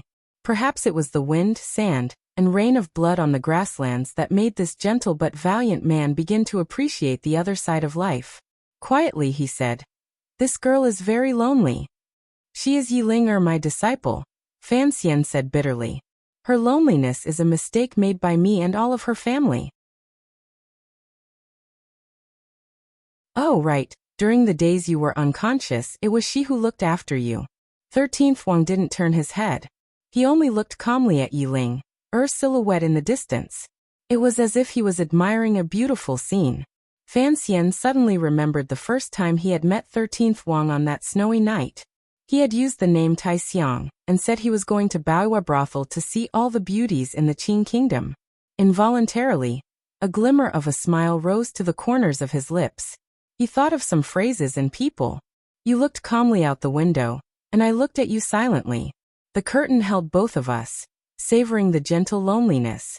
Fan Xian slowly rubbed the string of beads on his wrist. It was as if he had returned to the grasslands with Haitang gently leaning against his arm. It was impossible for Haitang to suddenly appear by his side. This reality made Fan Xian feel disappointed. Although he and Yan Bingyun had used 4 months and relied on the shadow and 13th Wang's extraordinary strength to perfectly complete the Overwatch Council's plan, when he thought of Haitang still on the grasslands and the possibility that she would forever remain in the autumn grass and blue sea, Fan Xian felt anger for no reason. This anger was mostly directed at Ku He's arrangements before his death, and his hatred for the little emperor of northern Qi. Of course, the present northern Qi emperor was no longer small. Although the connection between the palace treasury and the north had been greatly weakened because of the Qing emperor's powerful intimidation, the northern Qi emperor had quickly consolidated the court and fully demonstrated his ability to govern. Under the Qing kingdom's overbearing aura, he did not show any signs of defeat. On the contrary, he began to stretch out his hands and legs, intending to counterattack.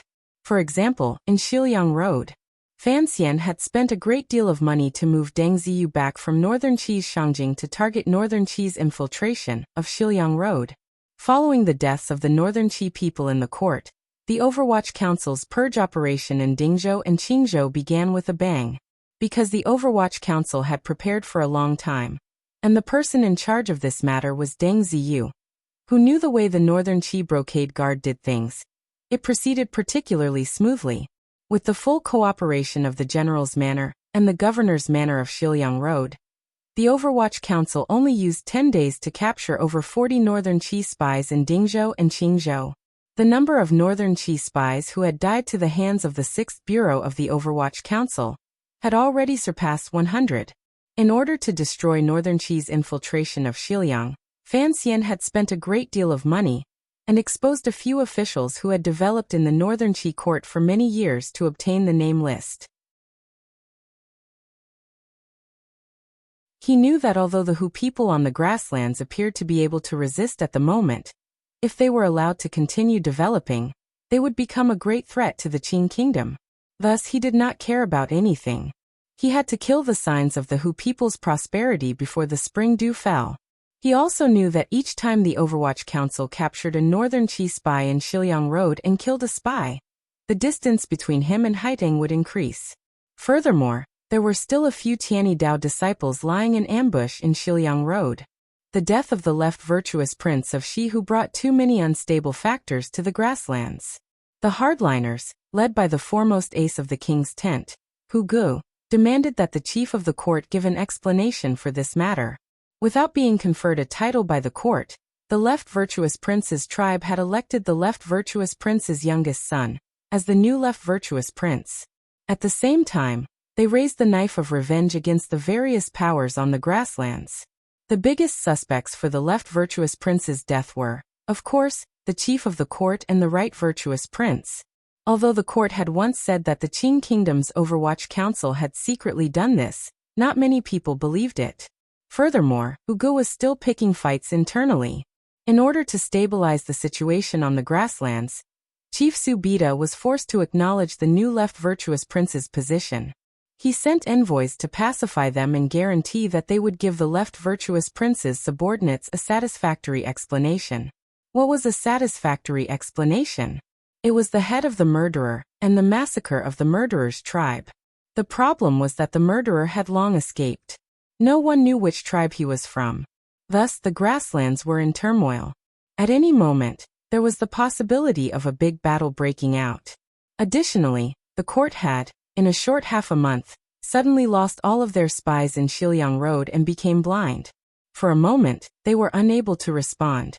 There were many troubles on the grasslands. However, these troubles needed Chief Su Bida and Haiteng to resolve. As for Fan Xian, who had created these troubles, he was not unhappy at all. He just watched everything that happened on the grasslands with cold eyes from Qingzhou. According to his agreement with Hu Gu would completely lean toward the chief of the court next spring.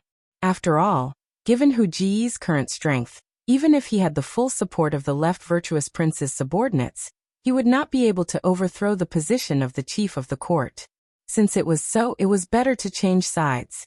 Presumably, Chief Su Bida would happily welcome the arrival of the power that Hu Gu belonged to. With the chief's support, in addition to the Qing kingdom's secret support, presumably, it wouldn't be long before Hu Ji's tribe would develop and grow.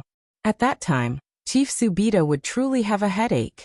The grasslands would welcome a truly difficult time. Concerning this matter, Fan Xian had only made the beginning. He dug 2 shovels and threw down a seed. He then waited for the seed to germinate, grow, and take over the place where the grass grew. It had to be admitted that his 2 shovels, particularly the 1/13 Wang had swung down, had truly taken the lives of the Hu people. Fan Xian stayed in Qingzhou, not just to watch the show on the grasslands. He also wanted to watch the show playing out in Qingzhou.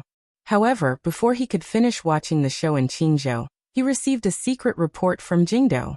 This secret report from Baiyue brothel regarding the Great Prince made him angry. Faintly, he sighed. The affairs of the world are difficult to predict. The affairs of the world are difficult to predict. The title of the chapter was a song by Do Wei. As for the monthly votes, I have already closed in to within 200 votes. It has been hard on everyone. It has been hard on me. Let's work hard together. Please continue to give me monthly votes.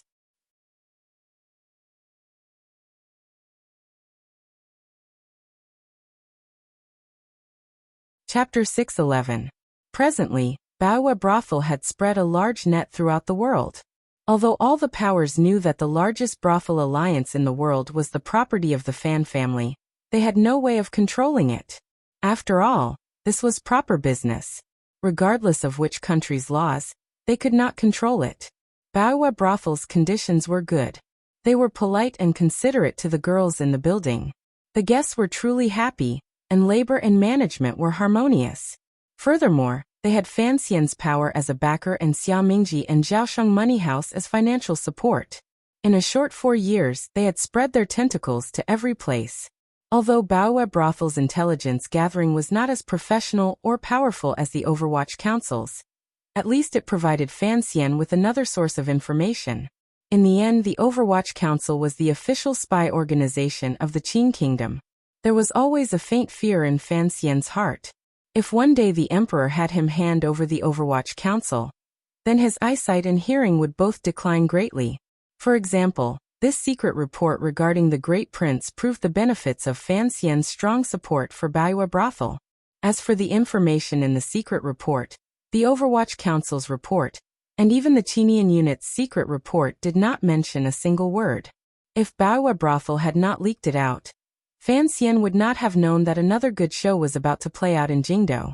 Of course, Fan Xian knew that this matter could not be blamed on the Overwatch Council and the Qinian unit. After all, it involved the face of the royal family and the emperor's family matters.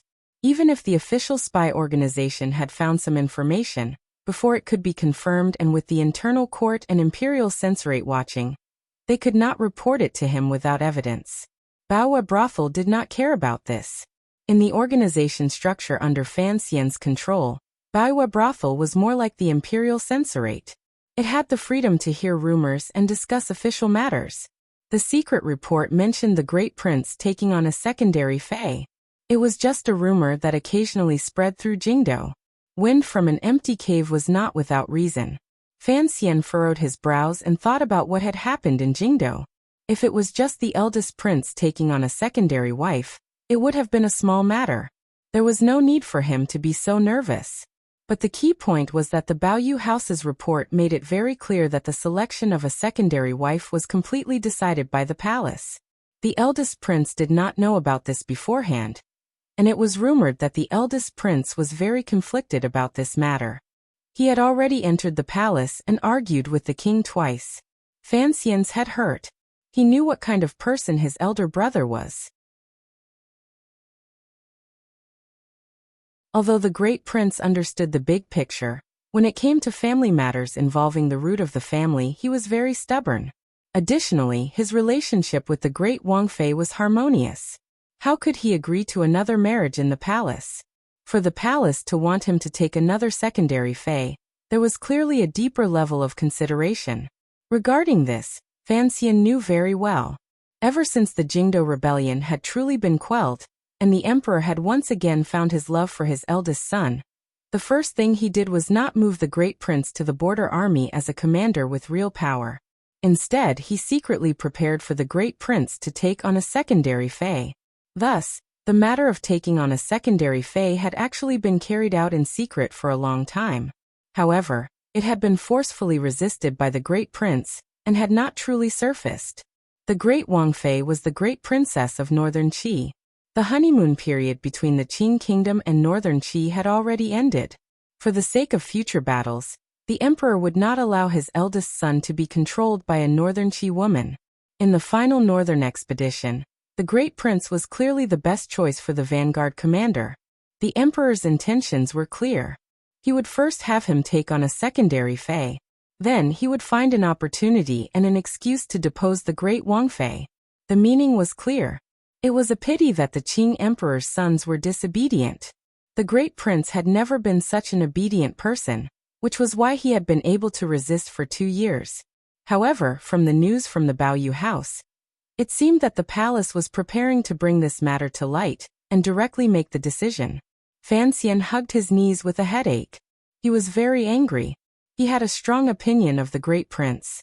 He thought to himself, since the emperor is forcing him so fiercely, what are you afraid of if you agree for now?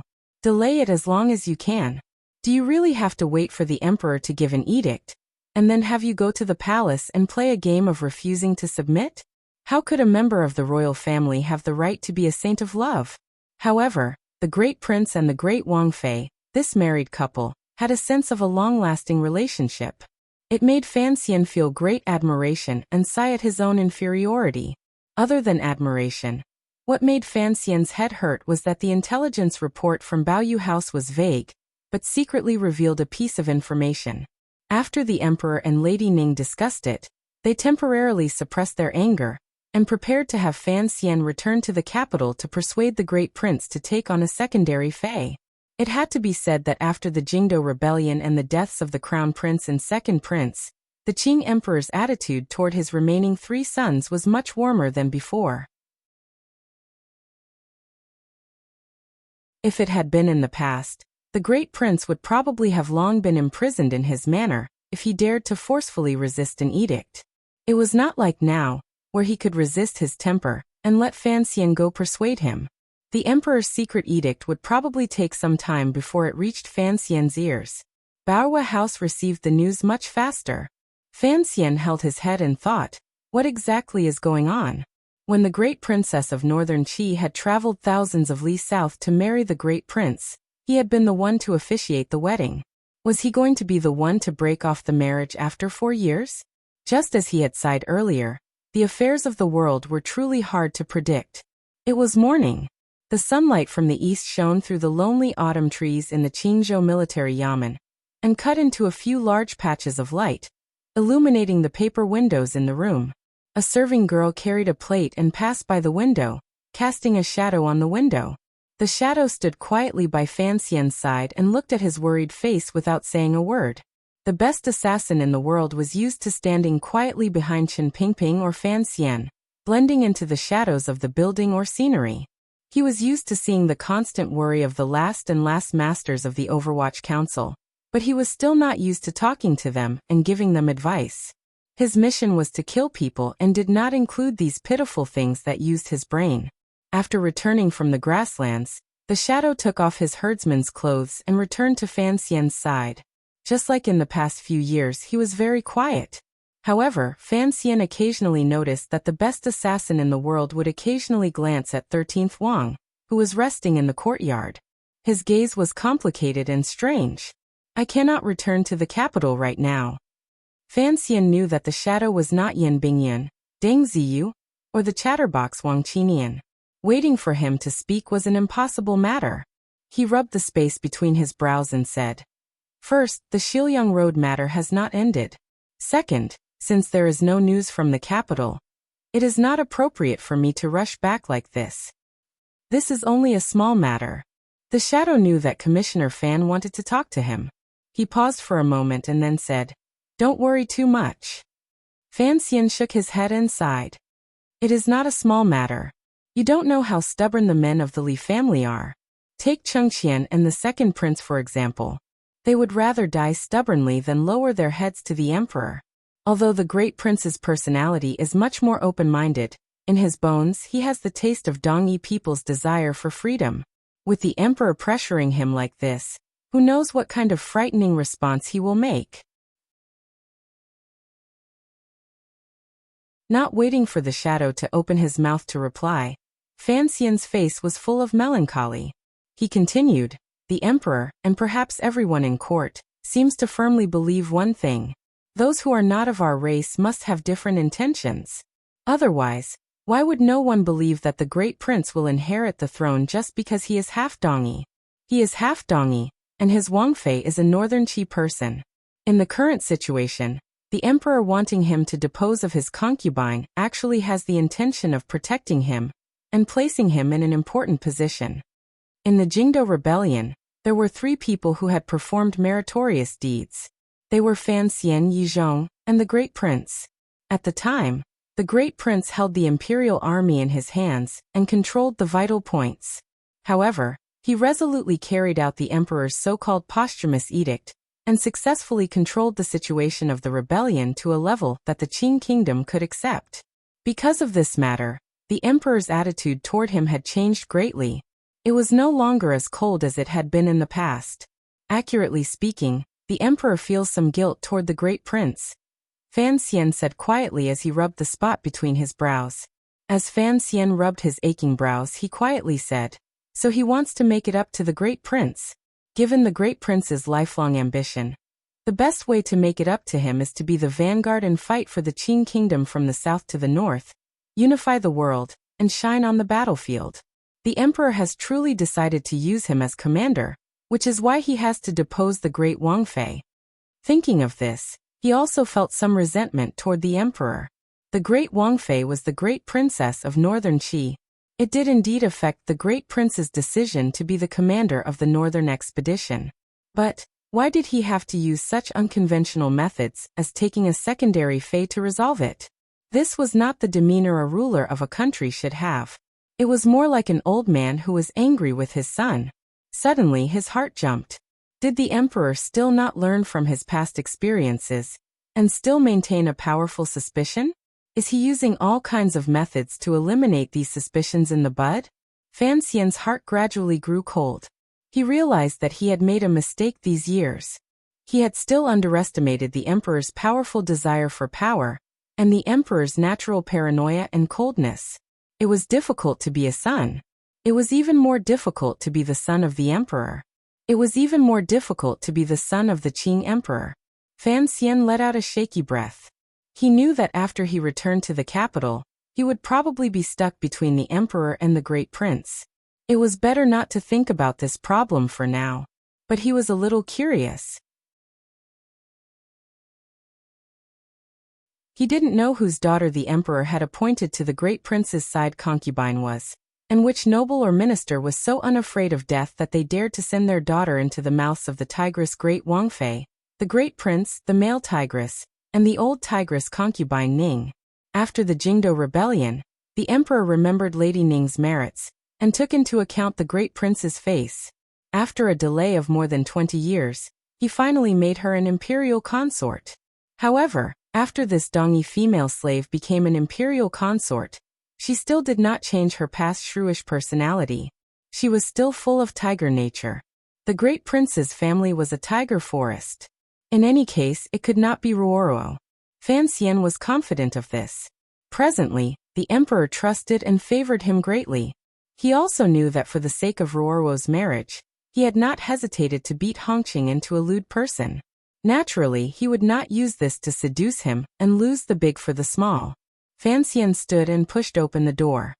He welcomed the courtyard filled with the colors of autumn, and no longer thought about the troubles in Jingdo. It was already late autumn. As far as the eye could see, the military yamen was filled with a clean and distant color. The sky was very high, and the clouds were very light. It made one feel a sense of open-mindedness at a glance. The city of Qingzhou was close to Shihu and had the air of the grasslands. Perhaps only in this kind of place could people cultivate a cheerful and beautiful mood, such as the unusual great prince of the royal family, or the unusual Yi Ling, or of the nobility. Fan Xian smiled slightly as he gazed at the girls in the courtyard.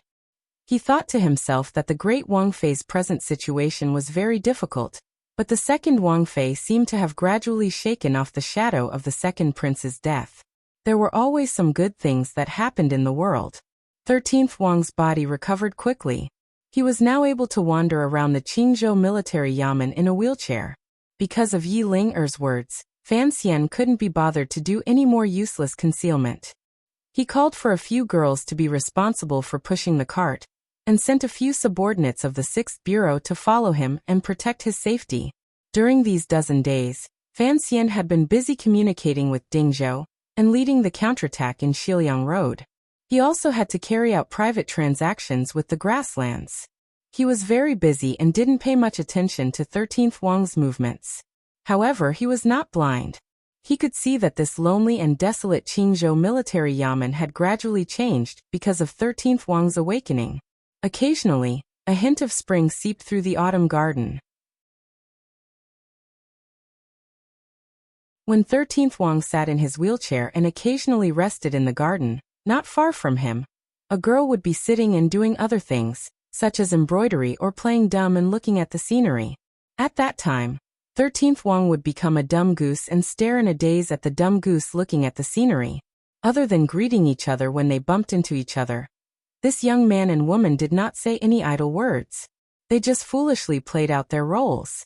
They wanted to sing to the sky, but were also afraid that their red palms would lightly tug and disturb the unfocused clear waves.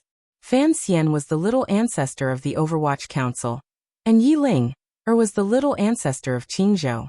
After she gave the order, they no longer went out of the city every day to intercept the Hu people galloping out of the grasslands to gather grain like they had in the past year. Instead, they stayed obediently in the military yamen. The old subordinates in the military yamen were all chased out, leaving only the servants and serving girls. Thus, there was now an additional scenery in the Qingzhou military yamen's little garden. It was the appearance of the two dumb geese that Fan Xian was secretly laughing at in his heart. If one were to use a more beautiful phrase, it would be the scenery, the people in the scenery, and the people looking at the scenery. For two people who admired each other, each was the other's scenery, right? As her teacher, Fan Xian knew what kind of woman Yi Ling was. Sometimes, when he asked himself honestly if he was a woman, he would probably also be shaken to the core by the 38 knife marks on 13th Wang's front. Furthermore, 13th Wang was a silent, gentle, and handsome person. How could such a person not move Yi Ling, who had been born in the military? Although Yi Ling's identity was somewhat troublesome, Fan Xian was not worried about it. 2 years ago, the emperor had secretly given a gracious edict allowing Yi Ling to remarry and choose her own husband. This was a great grace.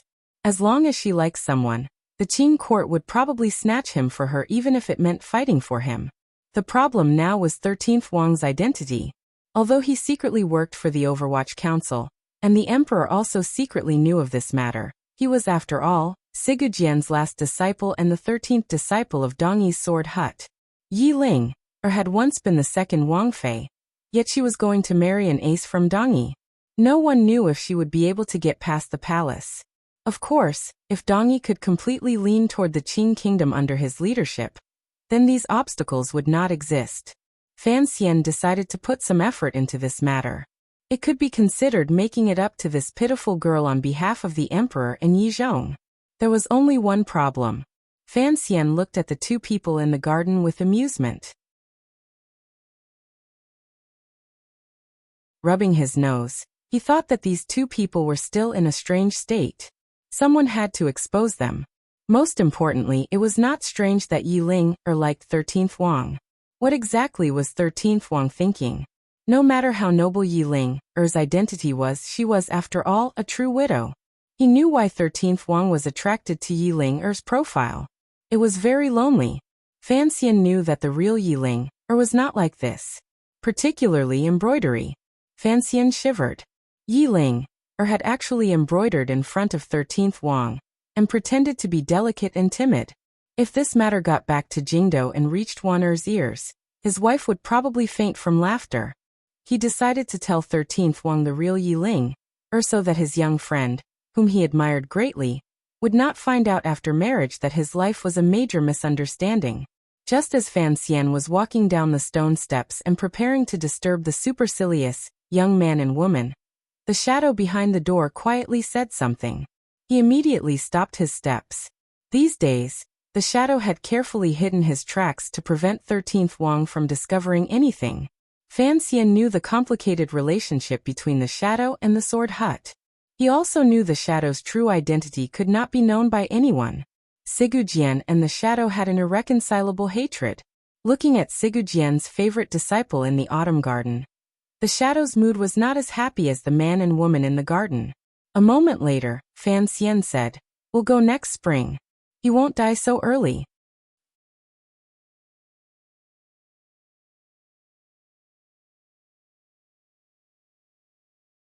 Chapter 6:12. As for Sigujian's life and death, the shadow was more concerned than anyone else.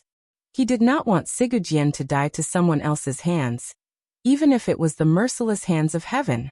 Many years ago, Dongyi had suddenly fallen into chaos. Sigujian had gone mad with his sword and slaughtered all the elders and relatives of his clan. Only the 16-year-old shadow had escaped. From the age of 16, the shadow's life had continued with the thought of revenge against his elder brother. He gradually sank in powerful fear and anger, and became the shadow behind the two leaders of the Overwatch Council. The reason Sigujian was called an idiot was probably because his methods when he slaughtered his own clan were too bloody and crazy. As for how the shadow escaped Dongyi, met Chen Pingping, and was accepted into the Overwatch Council by Chen Pingping, became loyal, and fought to the death, that was perhaps another long story. Fan Xian was not very clear on this point, and didn't want to ask too closely. Everyone beside him had their own stories and their own secrets, such as Jingge, the Yan family, and the shadow. However, he knew the identity the shadow hid in the deepest part, and the blood feud between him and Sigujian. Just like how he treated the other people beside him, Fan Xian and them helped each other and supported each other as they walked through these difficult times. Fan Xian didn't turn his head. In a quiet voice he said, "I know you've always wanted to ask him something. Don't worry, you will definitely be able to ask." The shadow was silent for a moment, and then disappeared behind Fan Xian. He did not let 13th Wang and Yi Ling, in the garden detect a trace. Fan Xian was silent for a moment, and then walked toward the garden. In a moment, he had arrived between the silent man and woman. 13th Wang raised his head and glanced at him, feeling slightly surprised. The Qing court was currently in Shiliang Road fighting the Hu people of the grasslands and northern Qi's reinforcements. For a dozen consecutive days, Fan Xian had been extremely busy because of this matter. Why did he have the leisure to come out to the garden now? Yi Linger had her head bowed as she worked on her taut embroidery frame. She had long since sensed Fan Xian's arrival, and immediately jumped out of the quiet, peaceful, and happy atmosphere she had been in. Her heart was filled with hidden bitterness, and the already slow speed of her needles became even slower. It didn't seem like she was embroidering, but more like she was using the tip of a thin needle to tickle the taut fabric. Fan Xian stood between the two of them. Since they did not speak, he could not find any reason to speak. With his hands behind his back, he put on an expression as if he knew everything. Gazing at the lonely autumn trees outside the garden, he pretended to be elegant. Seeing him act so pretentiously, 13th Wang didn't know if Fan Xian had seen through the thoughts he had never expressed. His gaze became slightly chaotic. Yi Linger glanced at him, lowered her head, and gently bit her lower lip. The time had come. Fan Xian coughed and said, "Wang Fei, although the scenery in Qingzhou is not bad, you embroider in the garden every day. With the garden walls blocking your vision, it is impossible to see clearly, right?" Hearing the words Wang Fei, Yi Linger thought Fan Xian was reminding her of something. Her face immediately paled, and she didn't reply. 13th Wang was silent. Like Yi Linger, he had also misunderstood Fan Xian's meaning. He thought to himself that although he had not spoken much with the young lady of the Yi family, he knew she was a woman with a refreshing personality. There was indeed a chord in his heart that had been tugged at by the wind in Qingzhou. However, she was, after all, the Qing Wang Fei. The difference in status was too great. Fan Xian sighed and turned his head to 13th Wang. 13th, although you are heavily injured and need someone to take care of you, after all, men and women have to be careful, particularly since the young lady of the Yi family is the Qing kingdom's Wang Fei. There is no one else in the garden watching. You two just sit facing each other like this. You have to think about how I will explain this to the palace when I return to the capital. These words made things clear. 13th Wang had been sighing earlier, but under the gentleness of his personality, there was an incomparable stubbornness. Raising his brows, he looked at Fan Xian and said, I'll leave the manor immediately. Yilinger raised her head in shock and glared fiercely at Fan Xian. Fan Xian's heart jumped slightly. Shortly after, he smiled warmly and thought to himself that this was a 13th Wang worthy of his trust. Ignoring Yilinger's angry glare beside him, he flipped his palm and drew 3 circles in the air. He then grabbed at the embroidery cloth in front of Yilinger. It was gentle and windless, but it was also very fast. It was the little trick he had relied on to become famous. Yilinger's fingertips unconsciously tightened. The embroidery needle carried the sound of the wind as it pierced toward Fan Xian's wrist at a tricky angle. This was also a little trick. However, these tricks had been taught to her by Fan Xian, so how could she stop Fan Xian from stealing the cloth? With a flash of a figure, Fan Xian had already taken the embroidery cloth from her hands and floated to 13th Wang's side. With a smile, he said, 13th, I was just afraid you'd be tricked. Our Wangfei is not a young lady of a large family who knows how to embroider. 13th Wang was slightly startled. He didn't understand why the commissioner would suddenly say this. Immediately after, he saw Fan Xian place the embroidery cloth in front of his eyes. Embroidered on the cloth was half a water duck? Yilinger had been in the garden, where 13th Wang could see, embroidered for a whole 7 days. In the end, she had only embroidered half a water duck? 13th Wang immediately understood what Fan Xian meant by a misunderstanding and couldn't resist smiling slightly. It was Fan Xian who laughed loudly and said, the pleasure between a man and a woman is a matter of course. No one can stop you. However, you have to think carefully. Yilinger abruptly rose. She was so angry that her entire body trembled. She looked angrily at Fan Xian, but she was too embarrassed to say anything. Mist gradually rose in her eyes. She appeared very pitiful.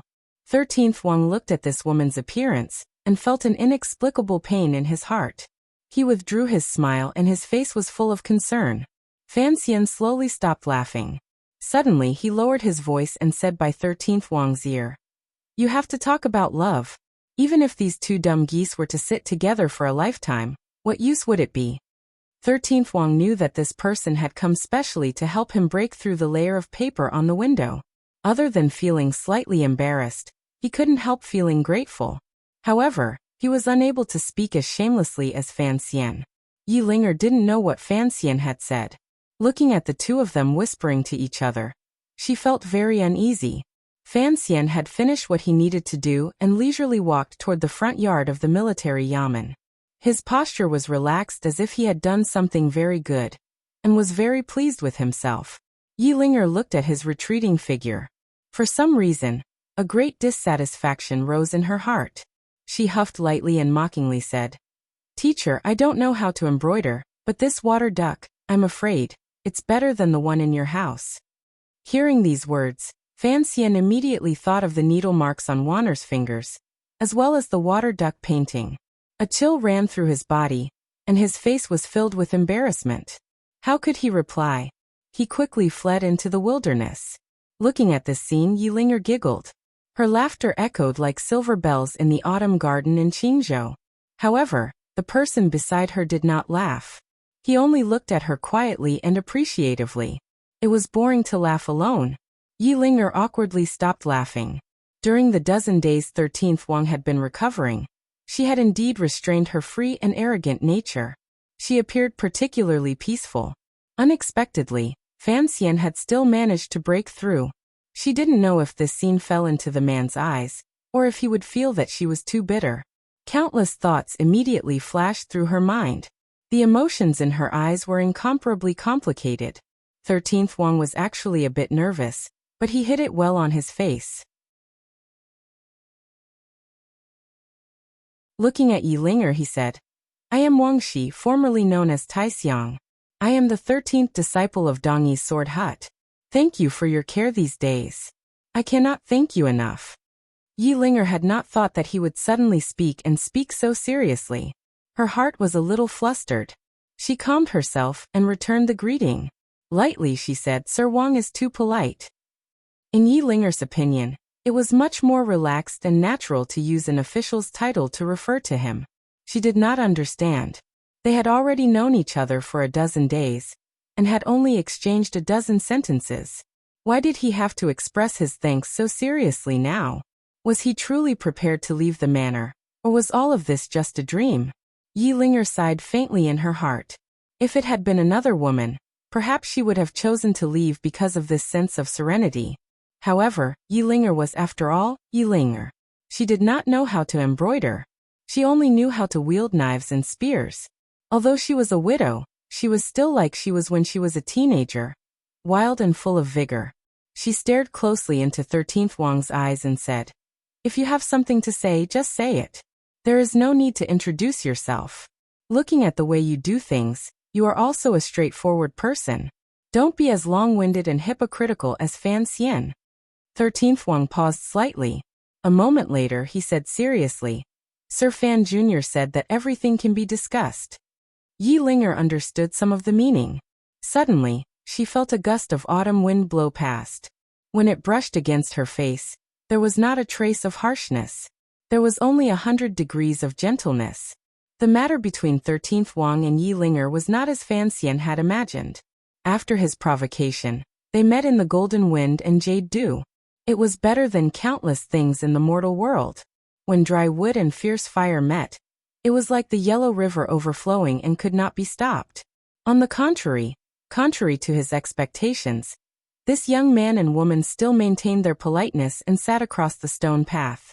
They would only occasionally say a few words. Speaking of which, it was strange. 13th Wang and Yi Linger's personalities were both first-rate, particularly Yi Linger, who had grown up on the edge of the grasslands. Compared to the young ladies in Jingdo, she was much more cheerful. However, once love was involved, because of the tragedy in Jingdo 2 years ago, as well as 13th Wang's identity, both of them were somewhat silent. Seeing all of this, Fan Xian was not in a rush. In any case, there were always thousands of things in the world. It was impossible to ask all men and women in love to be like him, impatient to climb walls and jump through windows. Furthermore, he didn't have time to pay attention to these beautiful things. He still needed to take the lead in dealing with the not-so-beautiful things in Shiliang Road. Time quickly came to the end of autumn and the beginning of winter. The 8 bureaus of the Overwatch Council gathered in Dingzhou. The 8 tribes on the grasslands gathered in the court to discuss matters. With unusual ruthlessness, the Qin Kingdom cut off the hand that the grasslands had extended, as well as the hand that Northern Qi had extended toward the grasslands. They watched with cold eyes as the situation on the grasslands became more and more unbearable by the day. The hand that Master Ku he had set up on the grasslands before he died, and the hand that the Northern Qi Emperor had crossed the North Sea, the desert, and the Qin Kingdom's border in over a year gently clasped at the border between Shiliang Road and the grasslands. After holding it for almost a year, it had put the Qin court to the test. The borders were unusually tight. The national treasury, military power, and spirit were all forced to stay in the west, slowing the pressure on their true enemy, Northern Qi. Under the emperor's leadership, the Overwatch Council used 4 months to prepare. Fan Xian personally led the team. Finally, in the late autumn and cold winter of the 9th year of the Qin calendar, they cut off these 2 hands that held each other. Perhaps the situation on the grasslands, under the control of Chief Su Bida and Haitang, would not deteriorate to an unmanageable level. However, it would not be so easy for the Northern Qi Emperor to cause trouble in Shiliang Road. Furthermore, Fan Xian had also set up his own power on the grasslands. When the flowers bloomed next spring, he would begin to reap the fruits. After confirming the implementation of the various arrangements and verifying the results of the battle, Fan Xian finally freed himself from the extremely busy council affairs and began to prepare to return to the capital.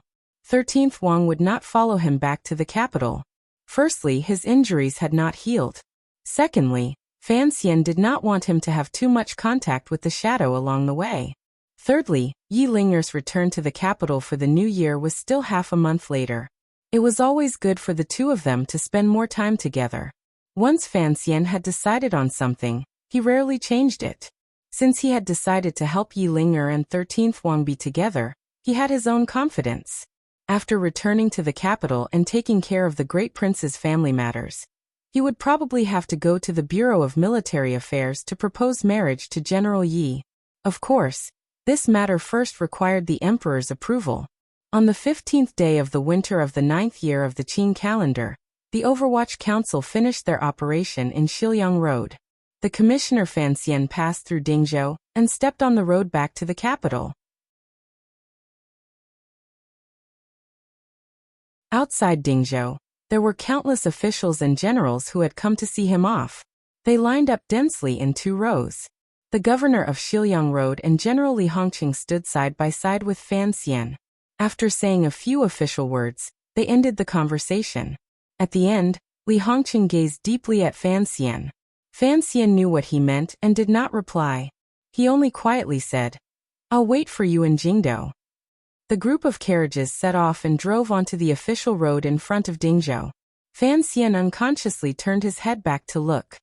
He did not stop his gaze on the Dingzhou military and political officials. Instead, he raised his head and looked at the row of wooden frames on the Dingzhou city gates. An entire row of wooden frames was nailed to the top of the Dingzhou city gates. On each frame hung a corpse. In this operation they had executed over 40 spies. After these spies died, they still could not find a place to rest. They were hung high above the city gates and allowed the autumn wind to blow and the autumn sun to shine. Some of the corpses that had been hung the earliest had almost completely rotted. Even the evil birds in the fields were unwilling to peck at them, revealing the white bones that could faintly be seen below. The clothes on the corpses were in tatters and carried the black bloodstains of torture. A long row of corpses swayed slowly in the wind above the city gate. It gave off a terrifying and bloody stench, and it welcomed all the people who came from the Chinese plains. This terrifying scene served as a warning to all the people in the world. Fan Xian narrowed his eyes and pulled his head back from the window. Hanging corpses had its own effect in psychological warfare. At least, the spies the Northern Qi Emperor would send in the future would at least have an innate sense of fear. However, in the battles of the Central Plain, due to the balance of morality and benevolence that had existed for thousands of years, the killing of prisoners of war was rare. As for humiliating corpses, it had never been seen before. Dingzhou was not the Central Plain. This was an important place in the battle between the Central Plain and Shihu. The two sides had fought for thousands of years, and had done even crueler things. Fan Xian did not have much sympathy for the spies. What he had seen along the way from Dingzhou to Qingzhou had made him understand that once the war began, particularly the lingering hatred between nations, it could not be resolved by benevolence and morality. Just the dozens of corpses hanging above the city gates had caused the Qing kingdom to pay with the deaths of thousands of commoners. What made Fan Xian even colder was that these people were not Hu people. They were Northern Qi people of the same origin and ancestry as the people of the Qing kingdom. As for the hatred between the grasslands and the Central Plain, his generation did not have the ability to resolve it peacefully, so he would leave it to the more intelligent descendants. Fan Xian closed his eyes and rested. He thought to himself that he had severed the hand that held Northern Qi and the grasslands. At the very least, he had severely wounded them. He had probably also cut a wretched wound between him and Haitang. He didn't know if this wound would heal in the future. He didn't know what Haitang would do on the grasslands. This grassland, this grand city, that border. Would he ever come again in this life? As he thought these gloomy thoughts, the imperial envoy's carriage had already arrived at the closest relay station outside Dingzhou. It was the place where Fan Xian had peeped at the erotic palace. Entering the relay station, Fan Xian teased the deputy he was familiar with. However, the deputy, who had been released from prison with great difficulty, did not dare to respond loudly. He obediently went to boil water. Fan Xian looked at Deng Ziyu beside him and said, "Ziyu, I'll need you to endure in Shiliang Road for another 2 years." All 8 bureaus of the Overwatch Council had sent important officials to Dingzhou to supervise the battle. Deng Ziyu had been summoned back from the distant Northern Qi by Fan Xian. Now that Fan Xian had left, the matters of Shiliang Road were all handed over to Deng Ziyu. The officials saw the imperial envoy out of the city and returned, but the officials of the Overwatch Council saw them all the way to the relay station. Deng Ziyu nodded and said, "I'll listen to your arrangements." Fan Xian thought for a moment and gave him some instructions. He then began to read the court bulletins from Jingdo. A moment later, his eyes narrowed slightly. As the second person in charge of the Qinian unit, Deng Ziyu had served Sir Fan Jr. for a long time. Seeing him narrow his eyes, he knew something troublesome had happened. Fan Xian smiled and said, "It was mentioned in the council bulletins. The court bulletins have finally confirmed that the commander of the imperial army in the palace has changed." Deng Ziyu's heart jumped. He thought to himself, the great prince has always been safe in leading the imperial army. Why would there suddenly be a change?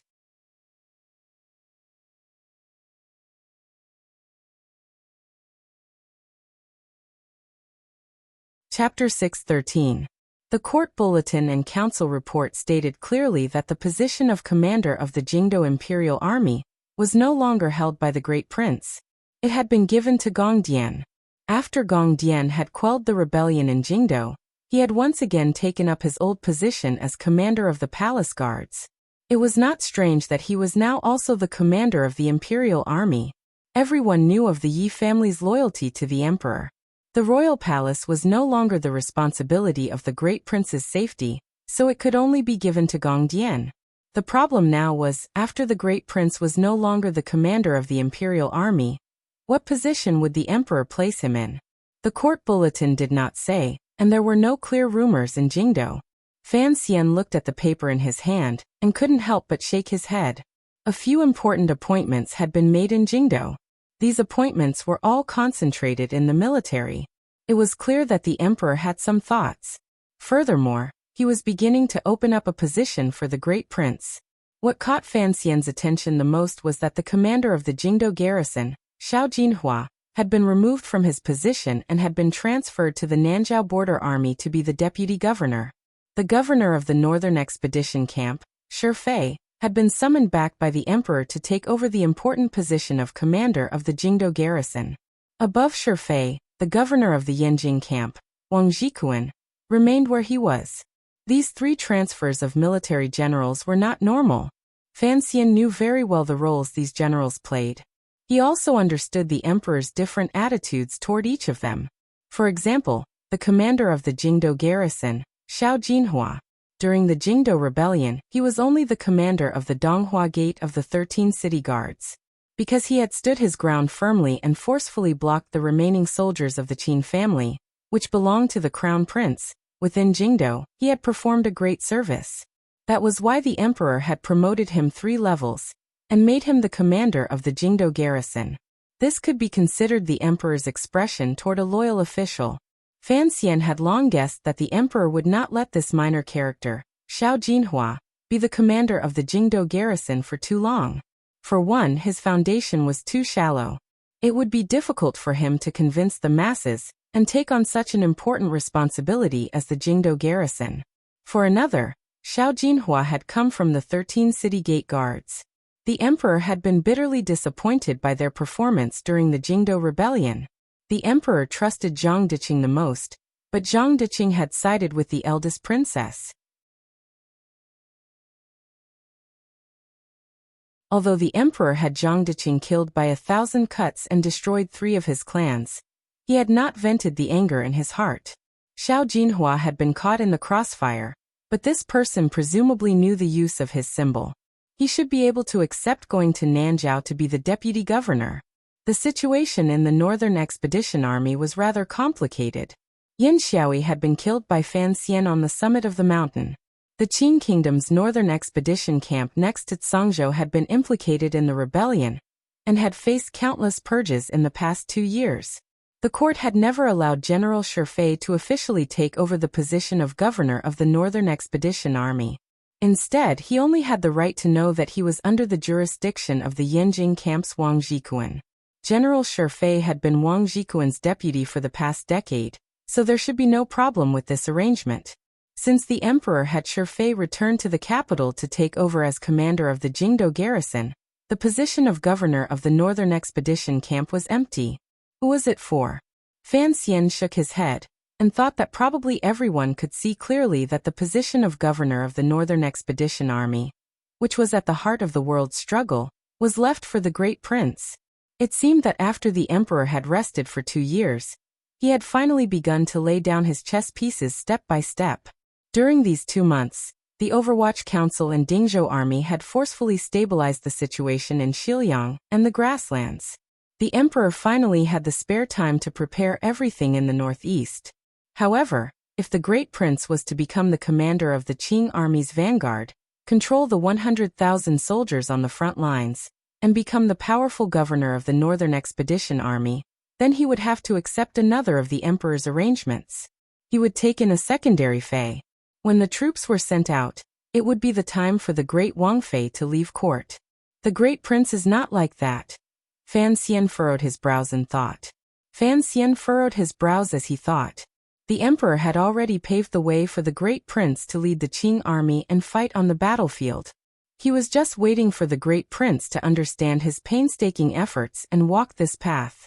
Although the great prince liked the battlefield, he probably wouldn't do such a thing.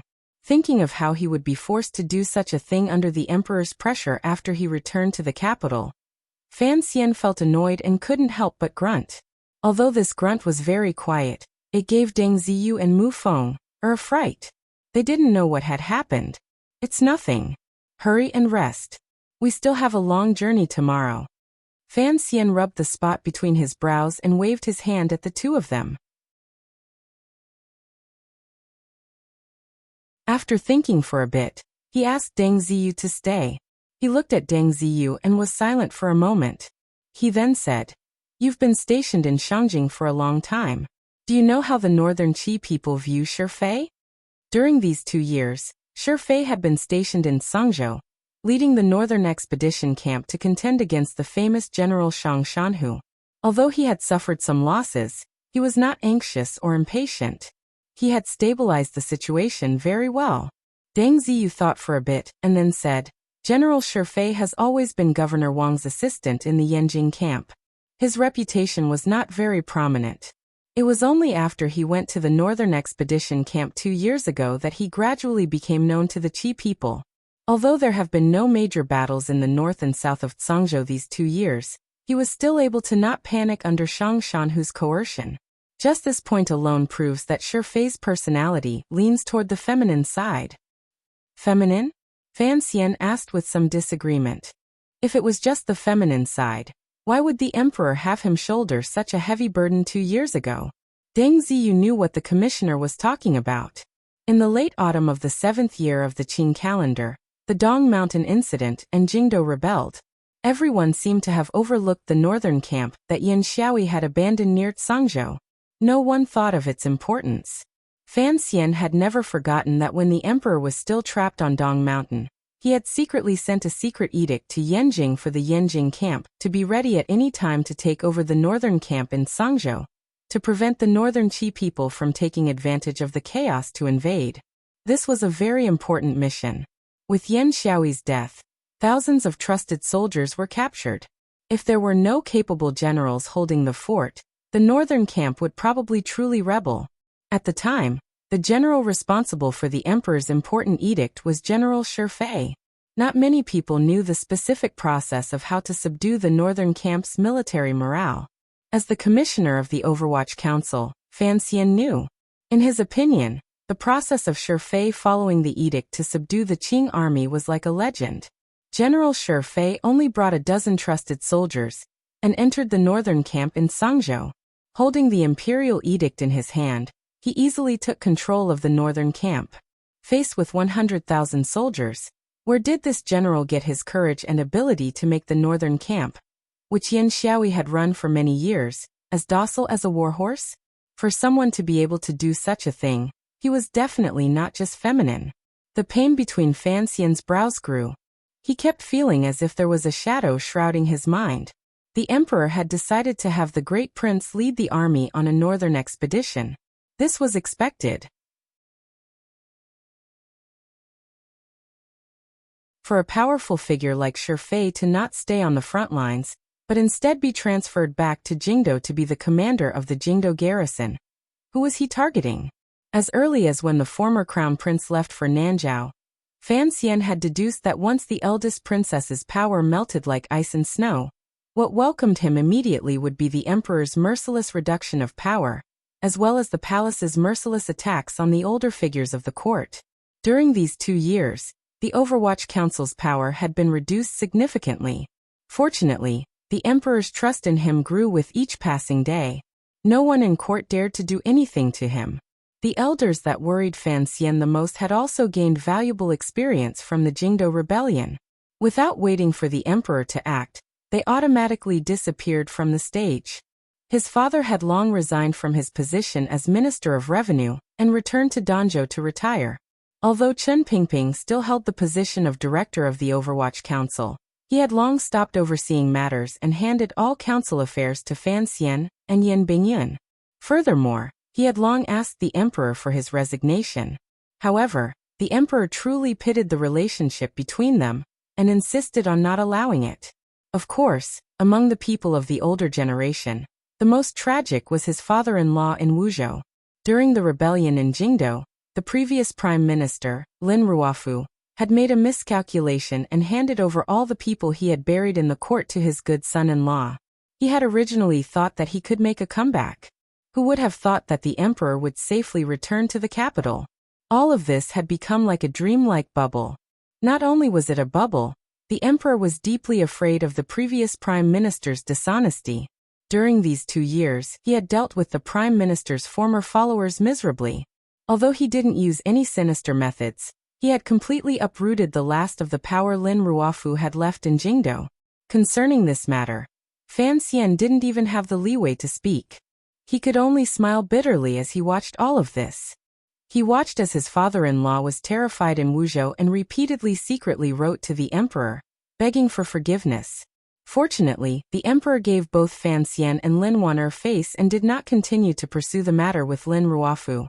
Thinking of it this way, the 3 old men the emperor intended to sweep clean had already consciously retreated to the back of the stage. The Qing court was like an iron bucket. Why had Shi Fei been moved back to Jingdo? Such a powerful figure was not left in the battle to unify the world, but had been moved back to the emperor's side. Who was he targeting? Was it him? Fan Xian's heart dimmed. He no longer thought about these questions. Raising his head, he quietly said to Deng Ziyu, "Don't worry about the matters in Jingdo." He paused and then said, "No matter what you hear or know, don't worry about it.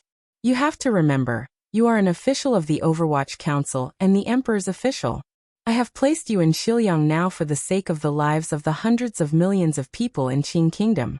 If you do this well, everything will be fine." Deng Ziyu was the second person to enter the Qinian unit. He had been personally captured by Wang Qinian. Other than Geezer Wang, he was Fan Xian's most trusted aide. These few years, he had been in Shangjing in northern Qi as the head of the 4th Bureau stationed in northern Qi. He knew that the commissioner was promoting him and felt endless gratitude. Hearing the commissioner's inauspicious words, he couldn't help but be startled and speechless. His eyes were filled with worry. The 3 successive heads of the 4th Bureau's Northern Qi spy network in the Overwatch Council were Yan Bingyun, Wang Qinian, and Deng Ziyu. They were all Fan Xian's most capable assistants. If they didn't get into an accident like Wang Qinian, they would all become the top officials of the Overwatch Council in the future. Fan Xian looked at Deng Ziyu calmly. "The Xilyang matter is very important. You have to handle it well. After you return to the capital, you will hold the position of head of the 4th Bureau. This way, it will be easier to get support from the other 7 bureaus. However, don't worry about the other areas for now. Let Yan Bingyun lead them. Do you understand?" "I understand." Deng Ziyu nodded. "Thank you for your grace. Don't let the Hu people take one step into my territory." Fan Xian stared into his eyes. "I have given up so many people and left you, whom I trust the most, in this desolate Xilyang road for at least 2 years. You know why. Don't disappoint me." Deng Ziyu's heart trembled. He knelt down on one knee and solemnly said, "I will not disappoint your hopes." Fan Xian nodded and didn't say anything more. It was Deng Ziyu's heart that was still filled with emotion. He had followed the commissioner for 5 years, but had never seen him give instructions so seriously. What made him feel even more odd was that although Sir Fan Jr. was only a young man in his early 20s, When he gave instructions and did things, he was calm and steady like an old man who had floated in court for decades. He hesitated for a moment and then said, "Concerning Songji Xianling." The news that Songji Xianling was a Haitang would slowly spread out. At least for now, other than Fan Xian, only Deng Ziyu knew the secret. Hearing this request, Fan Xian fell silent and didn't reply for a long time. A dozen days later, the imperial envoy Fan Xian's group of carriages arrived outside Jingdo. 3 days ago, Fan Xian had given an order for all of the guards of honor and other eye-catching things to be removed.